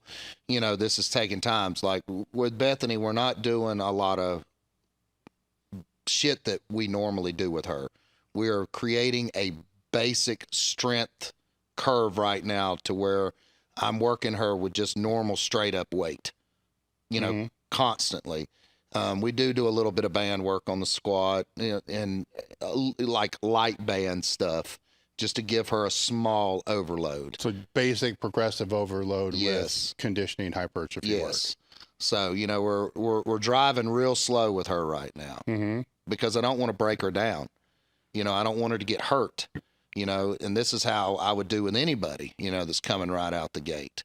I don't throw these people right into the fucking fire right out the gate because somebody's going to get fucked up, and it's going to, especially then it's going to, if they're not experienced enough, they're going to think in their mind, man, I can actually squat this. Yeah. Well, on a general level, what does that look like? Because that could be a lot of people that are listening right now. Explain what you're at. So on a general level, right? Because it's with your program, you have this base program, right? But it adjusts based upon the person in the day. Yeah. But here's this base. That doesn't mean that's what they do, but this is the base of what they optimally, if everything was perfect, that's what it would look like 12 weeks all the way through to the meet. But it never looks like that because it adjusts based upon all the other variables that are involved. So with what is the base for somebody that you're preparing to be able to get ready for that? Basically, you're preparing you are preparing them to train. To train like real train. Yes. You're putting them. It's a hard question to ask because there's so many variables that are different for each individual: age, size, experience. I can't just box it up into one answer. Let's just keep talking about Bethany because she is our most inexperienced lifter. So she comes in day one. Yeah. Well, I mean, I'm just keeping everything basic. It would be like, let's just say like a 15-year-old boy comes into our gym. Let's say 16. Comes into the gym, wants to start training. I am going to work with him exclusively on body movement only stuff right out the gate. I'm not going to throw him under a fucking squat bar. I'm not going to have him deadlifting. I need to understand what he's got going on, where he's at physically, what he can take, what he can do, what he's capable of. And I figure that's a good base starting. I think body movements, pull-ups, push-ups, that's some underrated shit right there. You get to learn a lot about a person if they can do a fucking pull-up or a push-up or if they can't. If they can't do those, how the hell am I going to put them under a squat bar? So we got to get some base strength established first. That's what we're doing with Bethany. Even though she is in the middle of a training cycle, her training is not exactly close to what the other girls are doing, and it's purposely like that. The other thing that I have to put in consideration while I'm training her, I have to build confidence with what she's doing so she sees progression and she's not failing. I have a rule in the gym, and it's an almost, you think, man, that's almost impossible to keep that rule. I refuse to have a lifter miss a lift during a training cycle for a meet. That shit's not happening. If it happens, it's only because we're just throwing a Hail Mary just to really see, For instance, we were deadlifting the other day with a band. Zach pulled a massive deadlift PR. And I was thinking, man, that looked pretty good. Let's make, to me, a 10-pound jump is not really worth going after. You understand that. Yeah. So let's try 20 and let's just see what happens. Well, he fucking shit the tank. There's a lot of variables of why that could have been.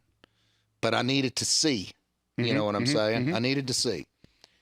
So with Bethany, I want to build confidence in her. I don't need her to have a negative, I can't do this, I've missed this, I'm missing that, I'm not strong enough for this. And I also explain to her, like I do to new lifters when they come in, do not compare yourself to what they're doing. This is years and thousands of reps and time and effort that's put into what you're seeing. Do not compare yourself to this. When Kristen came in, she wanted to absolutely right out the gate compete with Anika and Katie and Melissa. And I'm like, hold on. Give it some time. You're not ready for that yet. Let's get some shit established first. Let's I don't want to throw you in there with these gladiators and you get your fucking ass kicked and then your confidence goes down the shitter. So that's what I'm doing with Bethany. I'm just taking my time with her, allowing her to see that she's growing, she's getting stronger, she is being successful. And as time maturates on, whenever that time is that I feel like, okay, it's ready, I don't know when that's going to be, but I'll know when I think that she's ready. It was the same with any of these people. When I feel like they're ready, then we'll get going. It's just something that I will call when I think that it's time. Can you recall any metrics that you would think that would let you know if they were ready? I know that's a tough one because I know when you know, you know. Yeah, it's hard to put it into words. I'll answer this, but in a different aspect of what you're asking me. Every single lifter in my gym wants to lift in gear. I can say they don't, but they do. Everybody wants to lift in gear. It's funner, it's bigger, it's more weight, blah, blah, blah. And you've heard me, you know this, that I have a prerequisite in my gym. You have to have a pro elite total raw before you ever touch gear. You have to have established strength, okay? I'm not letting some fucking guy in my gym that can only bench 200 pounds at 242 weight class raw get in a fucking shirt. Mm-hmm. What? And you've been here a year. We got to get some established strength. We need to get some base. So all of them are aiming towards that elite total. That's what they want. They feel like, okay, I'm made. I've done this. I've accomplished this. Now I'm ready for the next thing, or let's get another pro total in another weight class. And I don't force anybody to get in gear. That's a choice. But if they are continually hitting that pro total raw, let's drop to a weight class or let's go up a weight class. Let's start getting shit in multiple weight classes. I have several lifters sitting out here that's been 3, 4, 5 weight classes, each of them individually, accomplishing different things. But to get back to what you're saying, how do I know when somebody's ready to really throw them in the fire? It's so different for everybody. It's just something I know. I know this ain't the answer you want, but it's one of them. I know when I'll know. Yeah, I know. I've been doing this long enough that I know just by observing and watching that they are mentally ready to take that next step, but my job as their coach, and you may not like this answer and people may not like this answer, but it's my job to prevent failure. Because I want them to, I know we can look at both sides of this. I want success at all times. I do not want missed lifts. You can look at the record of any of my lifters in my gym. Bombs is an absolute rarity. Melissa has one, Shelly has one, Dylan has one. And I think that's it. Well, let me throw back. Would you let them start if they were not technically sound on the lifts? Fuck no. Okay. Would you let them start if they weren't able to bench their body weight, squat twice their body weight? Now, I know there's variances there for the women. So we'll put Melissa in this. Melissa's first meet, 105, 55, 185. She was not ready for real training. She just was not her body was not physically ready for it. So I continued to work with her until she got to some numbers that I thought, okay, if she can get to a 200-pound squat, if she can get to a 110-pound bench, if she can get to a 225 pull, all of these raw, I feel like now she has some established strength at that weight. Let's say at 123, 132. She's continued to grow. She's gotten stronger. I can see the development. Now she's ready. Yeah. I guess if you want to look at it like that, I don't think I've ever looked at it like twice the body weight of things. I'm just throwing shit out. And that's a good way. Yeah. And that's probably a great way of looking at it. I'm not about just your body weight unless you weigh 242. Yeah, I get You know what I'm saying? Yeah. But in her case, once she got double her body weight on a couple of the lists, I mean, you're rarely going to see a woman bench double their body weight right out the gate. Yeah. But on the squat and deadlift, I guess that was a good metric right there. I didn't realize maybe I used that until you just said that, but that's a good metric. Well, there's going to be a strength metric. There's going to be a technique metric. There's going to be a mental metric, and there's going to probably be a consistency metric. Right now with Bethany and new lifters, we practice technique so much. We don't video our lifts to show off. We're videoing them because we're looking at them as soon as we lift to break down what we're doing. You know what I'm saying? The good, the bad, the right, the wrong. We are constantly honing our technique. I mean, I've been doing this 29 years, and I'm still working on my technique. They have watched me lift like I have watched them lift. I need feedback when I'm done. Was my speed good? Was my elbows here? Was my feet doing this? You know what I'm saying? That's another metric that's involved when I feel like that those things are starting to get locked in, because I feel like that's the most important shit is your technique right out the gate. Yeah. Then we can start taking another step. You know, Bethany hasn't gotten to that, but I mean, she's still fresh. She's still new. It's going to take time. And I mean, there's never going to be a point that you're never working on your technique, because that's the key to everything. 99% of the time, and I say that it's a high ratio. I won't say everybody else, but if we miss a lift, it's because of technique. It sure as fuck ain't about strength, because I'm not putting them out there to make lifts that they are not physically ready to take. Yeah, I would say that's most of the time. Yeah. Now, I've seen a lot of ego lifting in my damn time. People opening with dumb shit and taking stupid jumps, and you know what I'm talking about. We don't do that. That's why I don't let them make any calls. I make the calls because they're a lifter. You know how emotional you are and stressed out and well, you don't up. See yourself lifting the meat either. Exactly. I do. And I've watched you thousands of times. I know what you're ready for and what you're not. I've seen you miss a lift and come back and make it, or should you make this jump, or was that this, or was you leaning forward, or was your feet not in, or you know what I'm saying? You know, I know those things. That's why they don't make any of the calls. I make all the calls. I've tried to put all of my lifters in a winning situation at all times.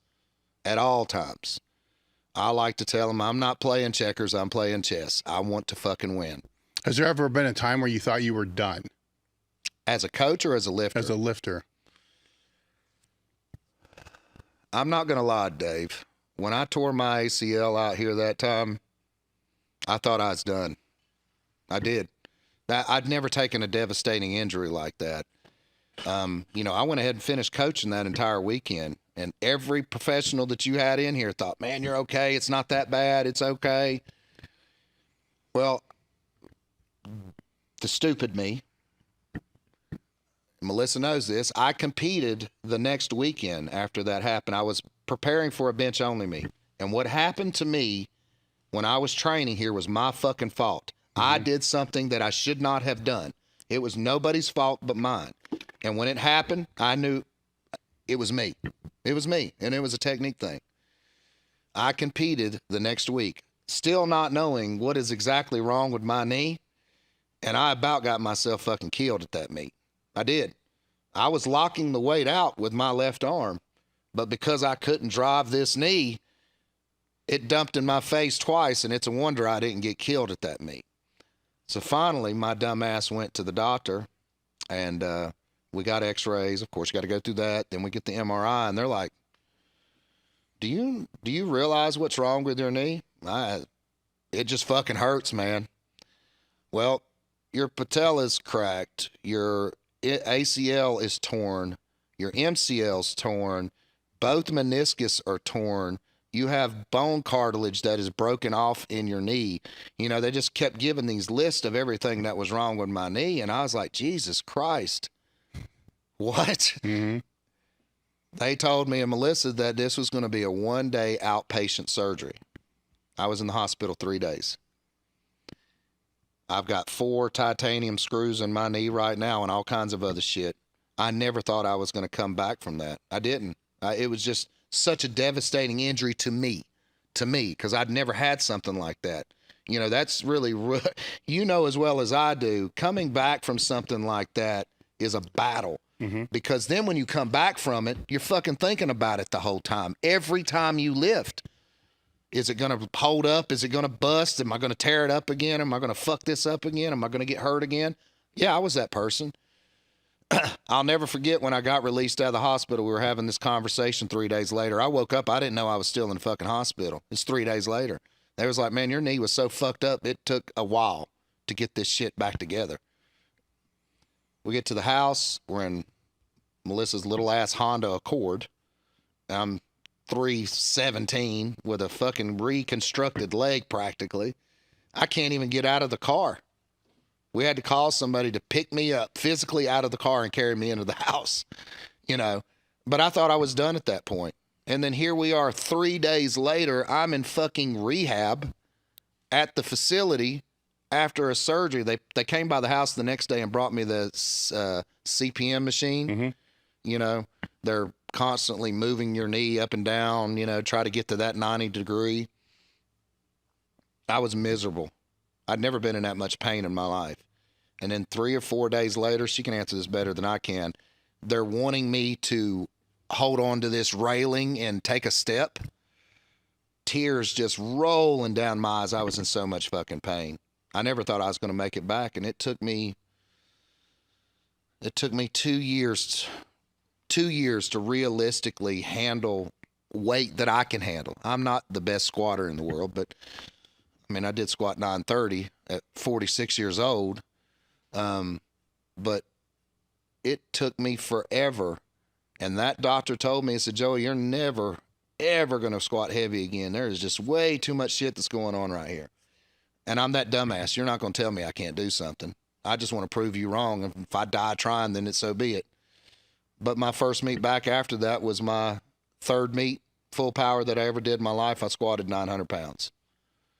And I forgot my squat shoes. I did that in Air Jordan tennis shoes.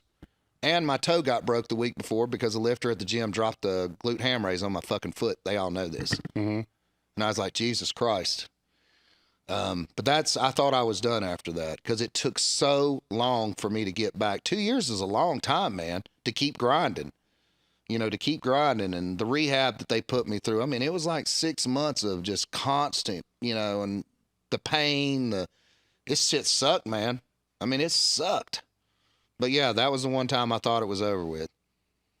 And then, I'm not forgetting to add this in, 8 months after the surgery, I decided it would be a great idea to compete and do a deadlift only meet. My second attempt, I tore my bicep. Mm-hmm. Just after surgery on my knee. So I had both of those factors going on at the same time. And I'm not going to sit here and lie. I almost said, fuck this. I had 2 major injuries to me at the same time going on and 2 surgeries. And it was brutal. I mean, it was brutal. I was hobbling around on a knee with a fucking arm brace on with my bicep. All right. So where I'm getting at here is, so in your brain, you're saying, fuck this, but yet you're still going in and training. Because I'm not a quitter. I love this shit. I do.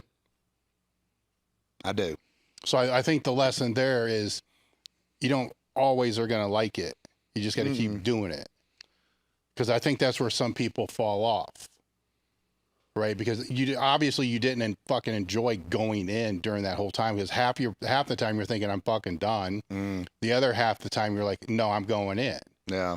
So that battle plays out for a while. This gets me emotional talking about it. And I feel like an idiot because I've never seen anybody get upset on a podcast, but I have watched my family be failures, and I never wanted to be that person. I didn't want to quit. I didn't want to give up. And I'm just too fucking hard-headed just to quit. And I love this. I have so much passion for this sport and my team that if I quit, how does that look to them? I just can't do it. I can't quit. And I apologize for acting like this. I feel like a fucking idiot, but this means more to me than what people understand. This is not a hobby. This is part of my life. This is who I am. And for some people, they can say, man, That's so stupid. This shouldn't define you. It does define me. This is who I am. This is what I love. This is what I do. Nobody has the passion for this sport the way I do. I want to give. I want to help. I want to see people succeed.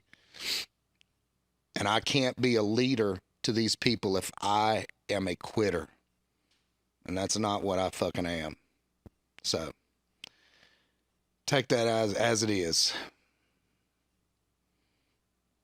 What I'll push back at you on this is, right, is you as a lifter doesn't determine you as a coach to the people that you're coaching. No, it doesn't. But you're convoluting that. No, but your actions can inspire people to become better and more than what they are by what you can do if they don't think that they can do it, but you can.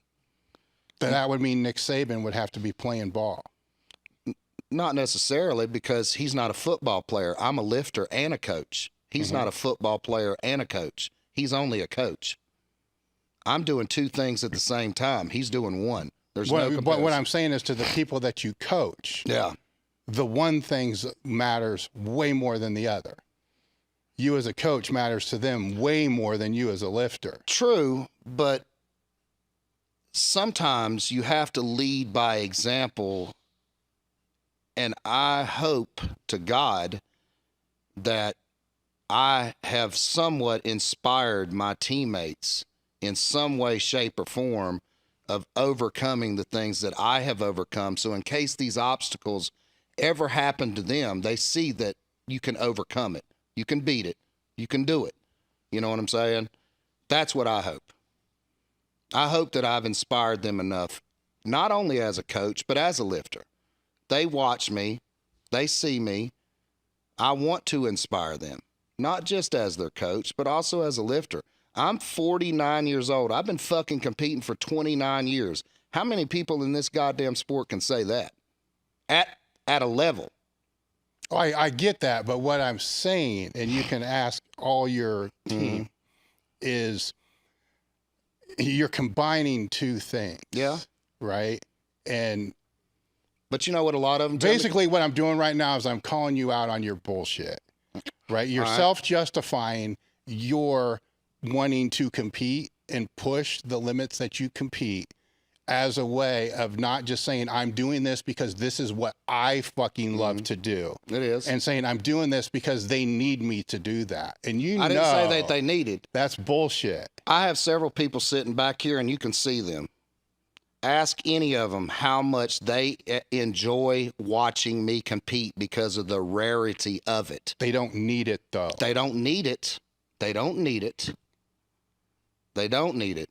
But I still need it because there are things that I still want to do. And I like proving to them that you don't put an age on this. Yeah. Don't put limitations on yourself. Don't use this fucking petty ass excuse that you have. You can push through things if you really want to, mentally, physically. They all inspire me. Melissa has Crohn's. Dylan has fucking diabetes. Anika has liver disease. You know, I could keep going. There are people that have things way worse than what I do. And because of what they do in their everyday life and in the gym and on the platform, inspires me. So you don't think that I'm not inspiring them with my little things that I'm doing? It goes both ways. I see the things and the obstacles that they deal with. Working, spousals, women trouble, health problems, money, finance. There's all kinds of things. You understand this. There's lots of obstacles that everybody's dealing with. But each of them, and I know their stories, when I see them go out on that platform and perform and overcome those problems and have success, that inspires the shit out of me. It does. Do they have to do that for me? No, but it still inspires me. So you don't think it doesn't work the other way around? No, I don't. Ask them that. Yeah. Because yes, it will motivate them, but let me push this to a different level. Okay. All right. Let's say if you were in a position to where you kept doing what you were doing, and you're not, so I'm not insinuating this at all, that you were doing what you're doing, it would kill you. They don't want you dead. They want you as a coach. And I'm not saying that's the case. Right. Right. So if what you're saying taken to the extreme is, no, I need to do this to die so they can see that I'm willing to do this to die. No, but if you take it to the extreme of what I'm saying. Now, I could use that for any of them. Any of them could get killed on the platform.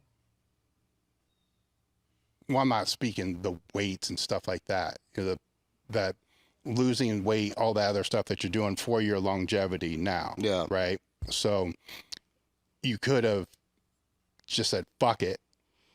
Right. And just kept pushing at that higher weight. Right. Yeah. To be able to do that. They don't want to see that. You know, you don't want to see that. So you lost weight. So you're being able to be healthy. Right. So if, let's say, this gets worse over a period of time and you have to weigh 200 pounds. Well, you're throwing a lot of what ifs and what mights. Mm-hmm. I know that doesn't matter. It doesn't matter. It doesn't matter. But the point I'm trying to make is, I think you're putting too much emphasis on what you have to do as a coach on a platform relates to them. And it does. It certainly does. I saw it with Louis. Mm-hmm. It fucking totally matters. But I also saw Louis still create champions after he could no longer compete anymore. So let me explain something to you. They know this. My priorities in my powerlifting career have changed dramatically, meaning that their success is more priority of mine. If I retired tomorrow, I'm good with what I have done in this sport. I am. I'm 100% okay with what I've done. Can anybody sit back and look back and say, man, I wished I'd have squatted this. Man, I wished I'd have benched that. Man, I wished I'd have deadlifted that. Of course. I don't think any of us are ever going to be satisfied with any fucking meet or any fucking number we ever do, because you always want more. Always. Mm-hmm. All right? They know that especially my older lifters, it's not about me anymore. It's not. I'm not priority. This meet that I just did, you want to know the last meet I did 2 years ago? Mm-hmm. Okay? I pick and choose what I want to do when I think that I'm physically ready to handle something. When did that priority shift happen? Because that's a big thing. 10 years ago. That's easy. Why? Because I wanted to start infusing myself into these individuals more. I wanted to create something that I've always wanted. A real team, a successful team, a winning team, and let's be honest, a family. That's what we are. We're a family. I have focused on their priorities, their success. They're all sitting here. They're not going to lie. I don't make them say shit. I have sacrificed a lot of myself so they win, so they succeed. I have put my wants and needs back because I don't feel like I have to prove anything anymore.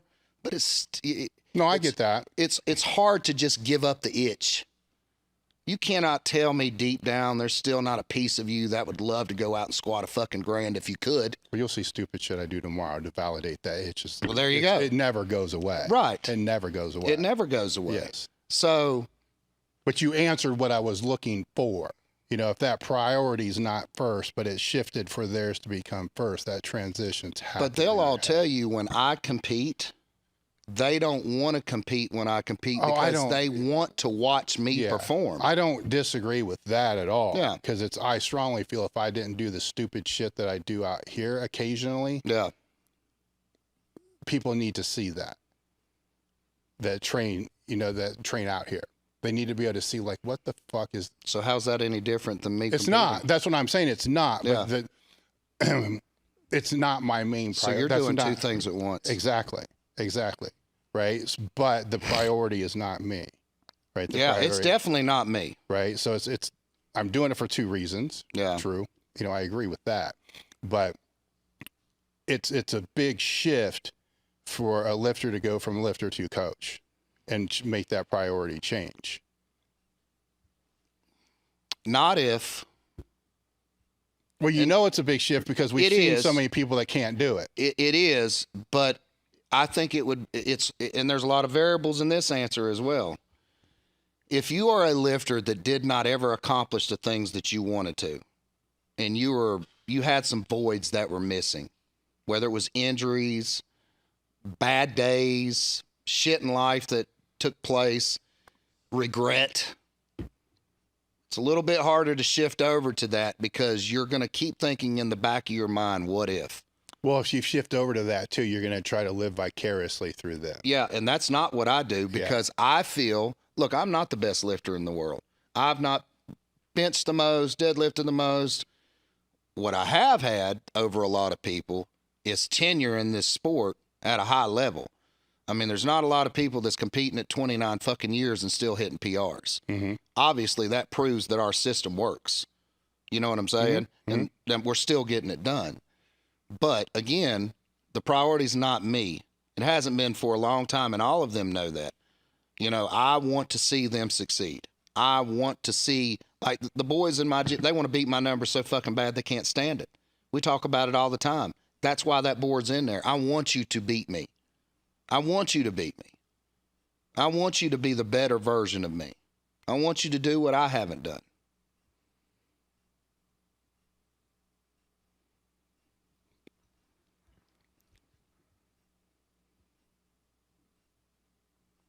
The coaching aspect, I guess the point that I'm saying is what I'm trying to get to, or what I'm trying to figure out, is how you've made that transition while so many others can't. Because I'm pretty confident in what I've done in my career. I'm happy with it. I could have retired 10 years ago and I'd still be happy with it. I would have. But I'm not at that. I still have fight in me. I still have the ability right now. I haven't had 2 hip replacements. I haven't had 2 shoulder replacements. I haven't had 2 knee replacements. You know, I haven't had those debilitating things happen yet. May I be in line for that one day? Probably. I wouldn't change a fucking thing about it. If it happens, it happens. It is what it is. Those are the sacrifices and shit you deal with. But I feel good about my career. Not just as a lifter, but as a coach, what I feel like I have given back to this sport, the things we have done in our community as a gym are fucking awesome. You know what we did at our high school. Yeah. And there still is a ton of pride in that with what we did. We didn't have to do that. Those things all come together cumulatively for my career. My bench just does not make who I am and what I've done in this sport, or my deadlift. I look at everything as its entirety of what I've done. Well, let me. So it was easy for me to focus more on them. So let me circle to this question then, because you don't make your living on this sport. The gym probably costs you money. It doesn't make you money, right? It does cost me money. The sport costs you money. You're not an online coach. You don't have ebooks. And I don't charge them. You don't charge them, so you don't have any of that, right? None of it at all. So why give back to the sport? Why is it important for you to give back to the sport? Man, that's a long answer. When I started, I have been blessed in so many ways, the people that I have met in my journey throughout my lifting career, starting when I was 15 years old. To sum it up as shortly as possible, nobody ever asked anything from me. No money, nothing. They gave me their time. They gave me their knowledge. I have traveled all over these United States. I have stayed at people's houses just to learn from them. I have traveled to their facilities just to learn from them. I have spoken to people just to learn from them. You know what I'm saying? And soak up all of this knowledge, all of these things that I possibly have. And not one person has ever turned me down, turned me away.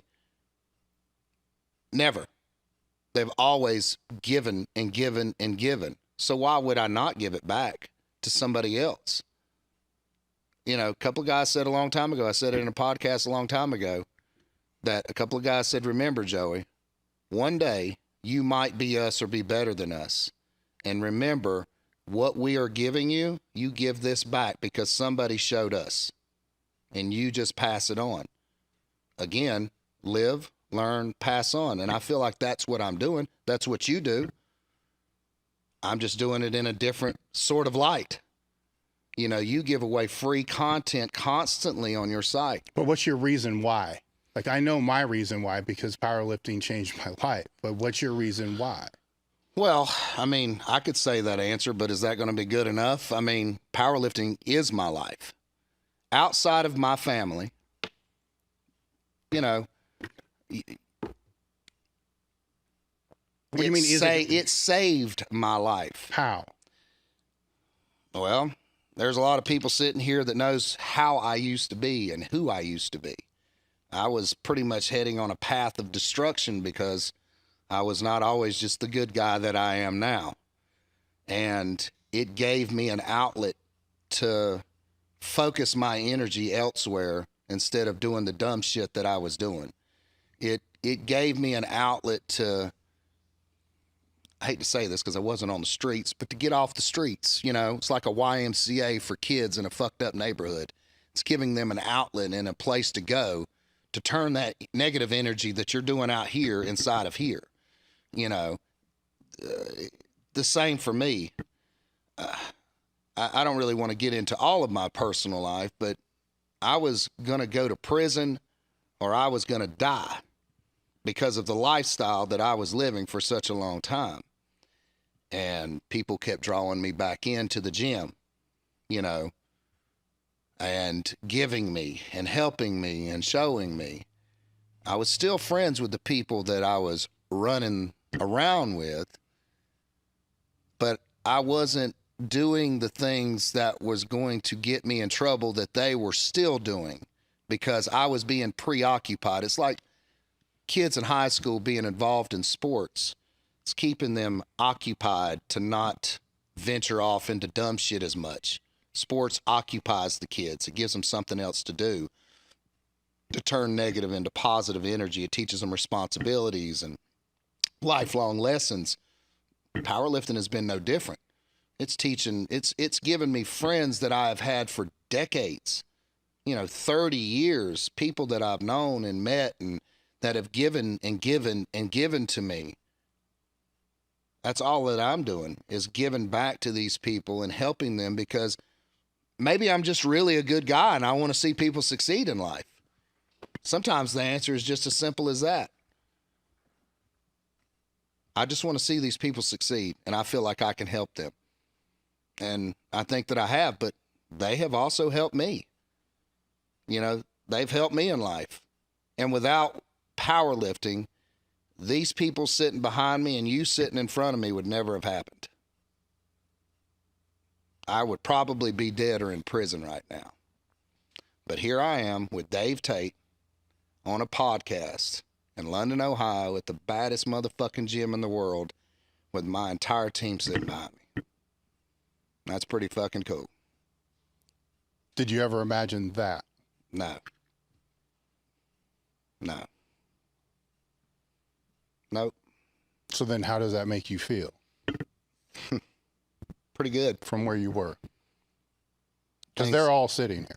Things could have been much different. Things could have been much different.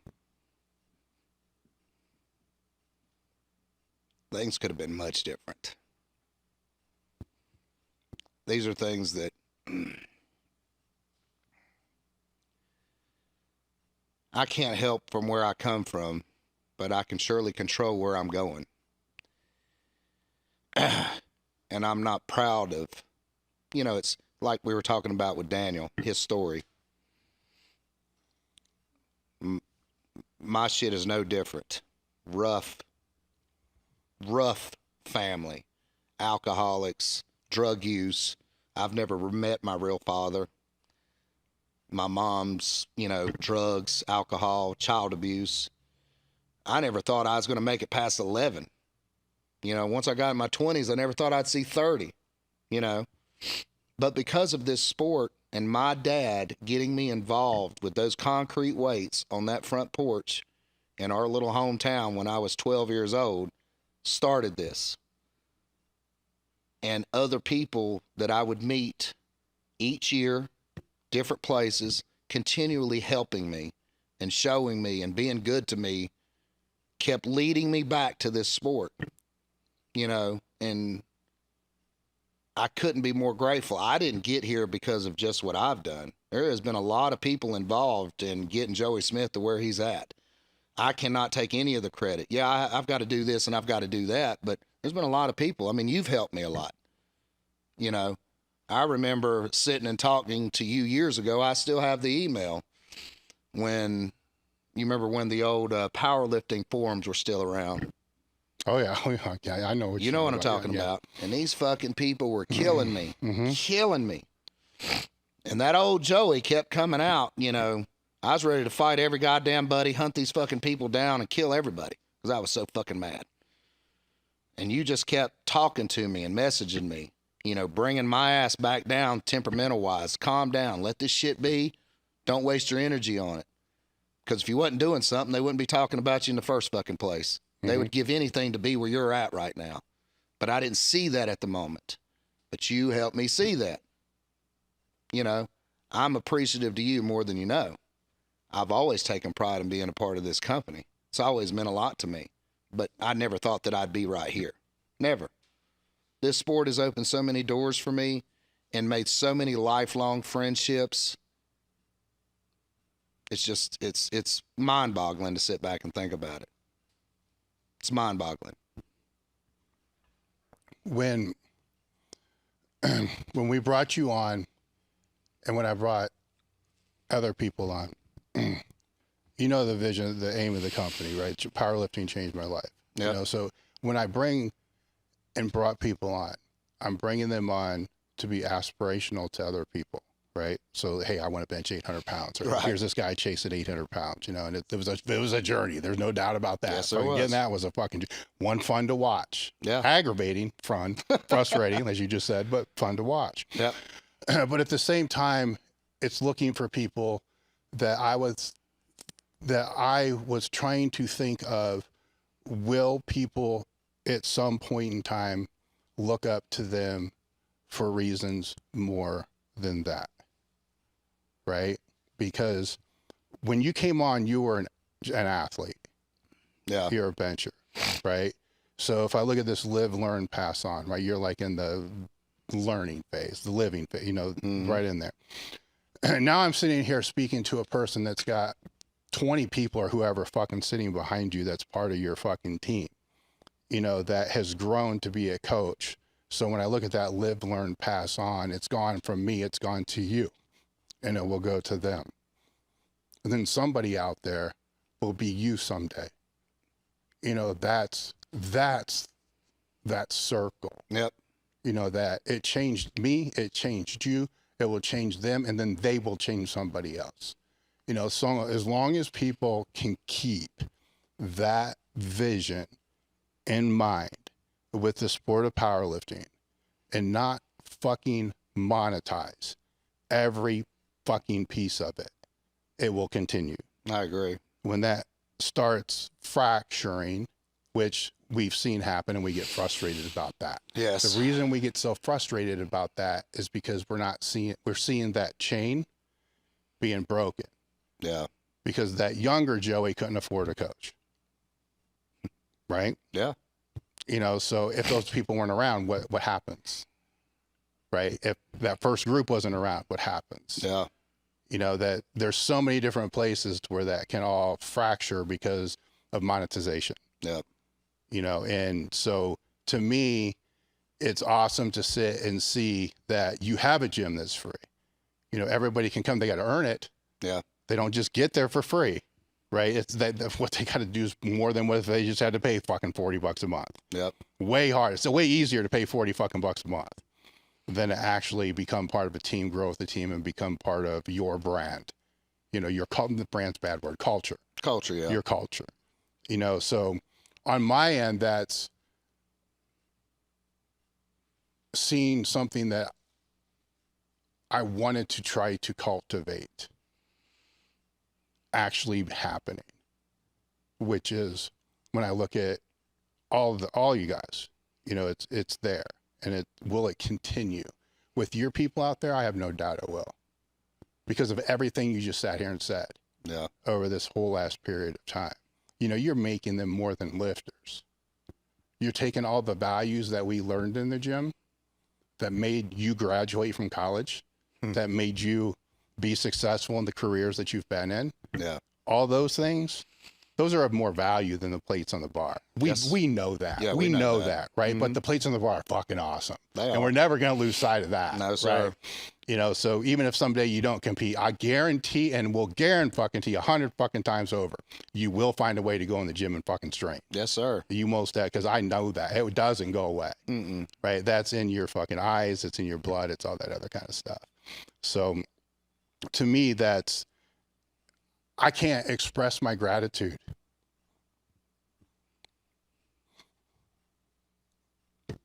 for that,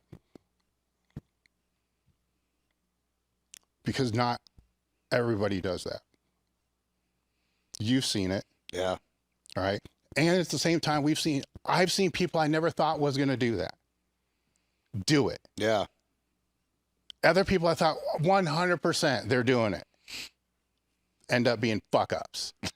Right. You know, it's crazy looking back, because it's like 2 decades, man. It's like, holy fuck, you know. But with a lot of you guys, I was pretty close. You know, you just don't know it yet. I'm 10 years, you know, I'm ahead. You know, I'm years ahead. You know, so you can kind of see the character and the traits the same way that you're seeing it in the lifters that you have there. Any other topics that you wanted to talk about that I didn't bring up? Jesus Christ.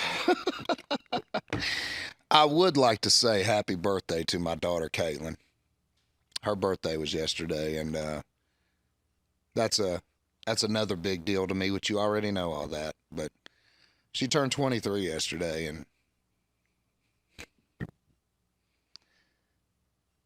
yeah.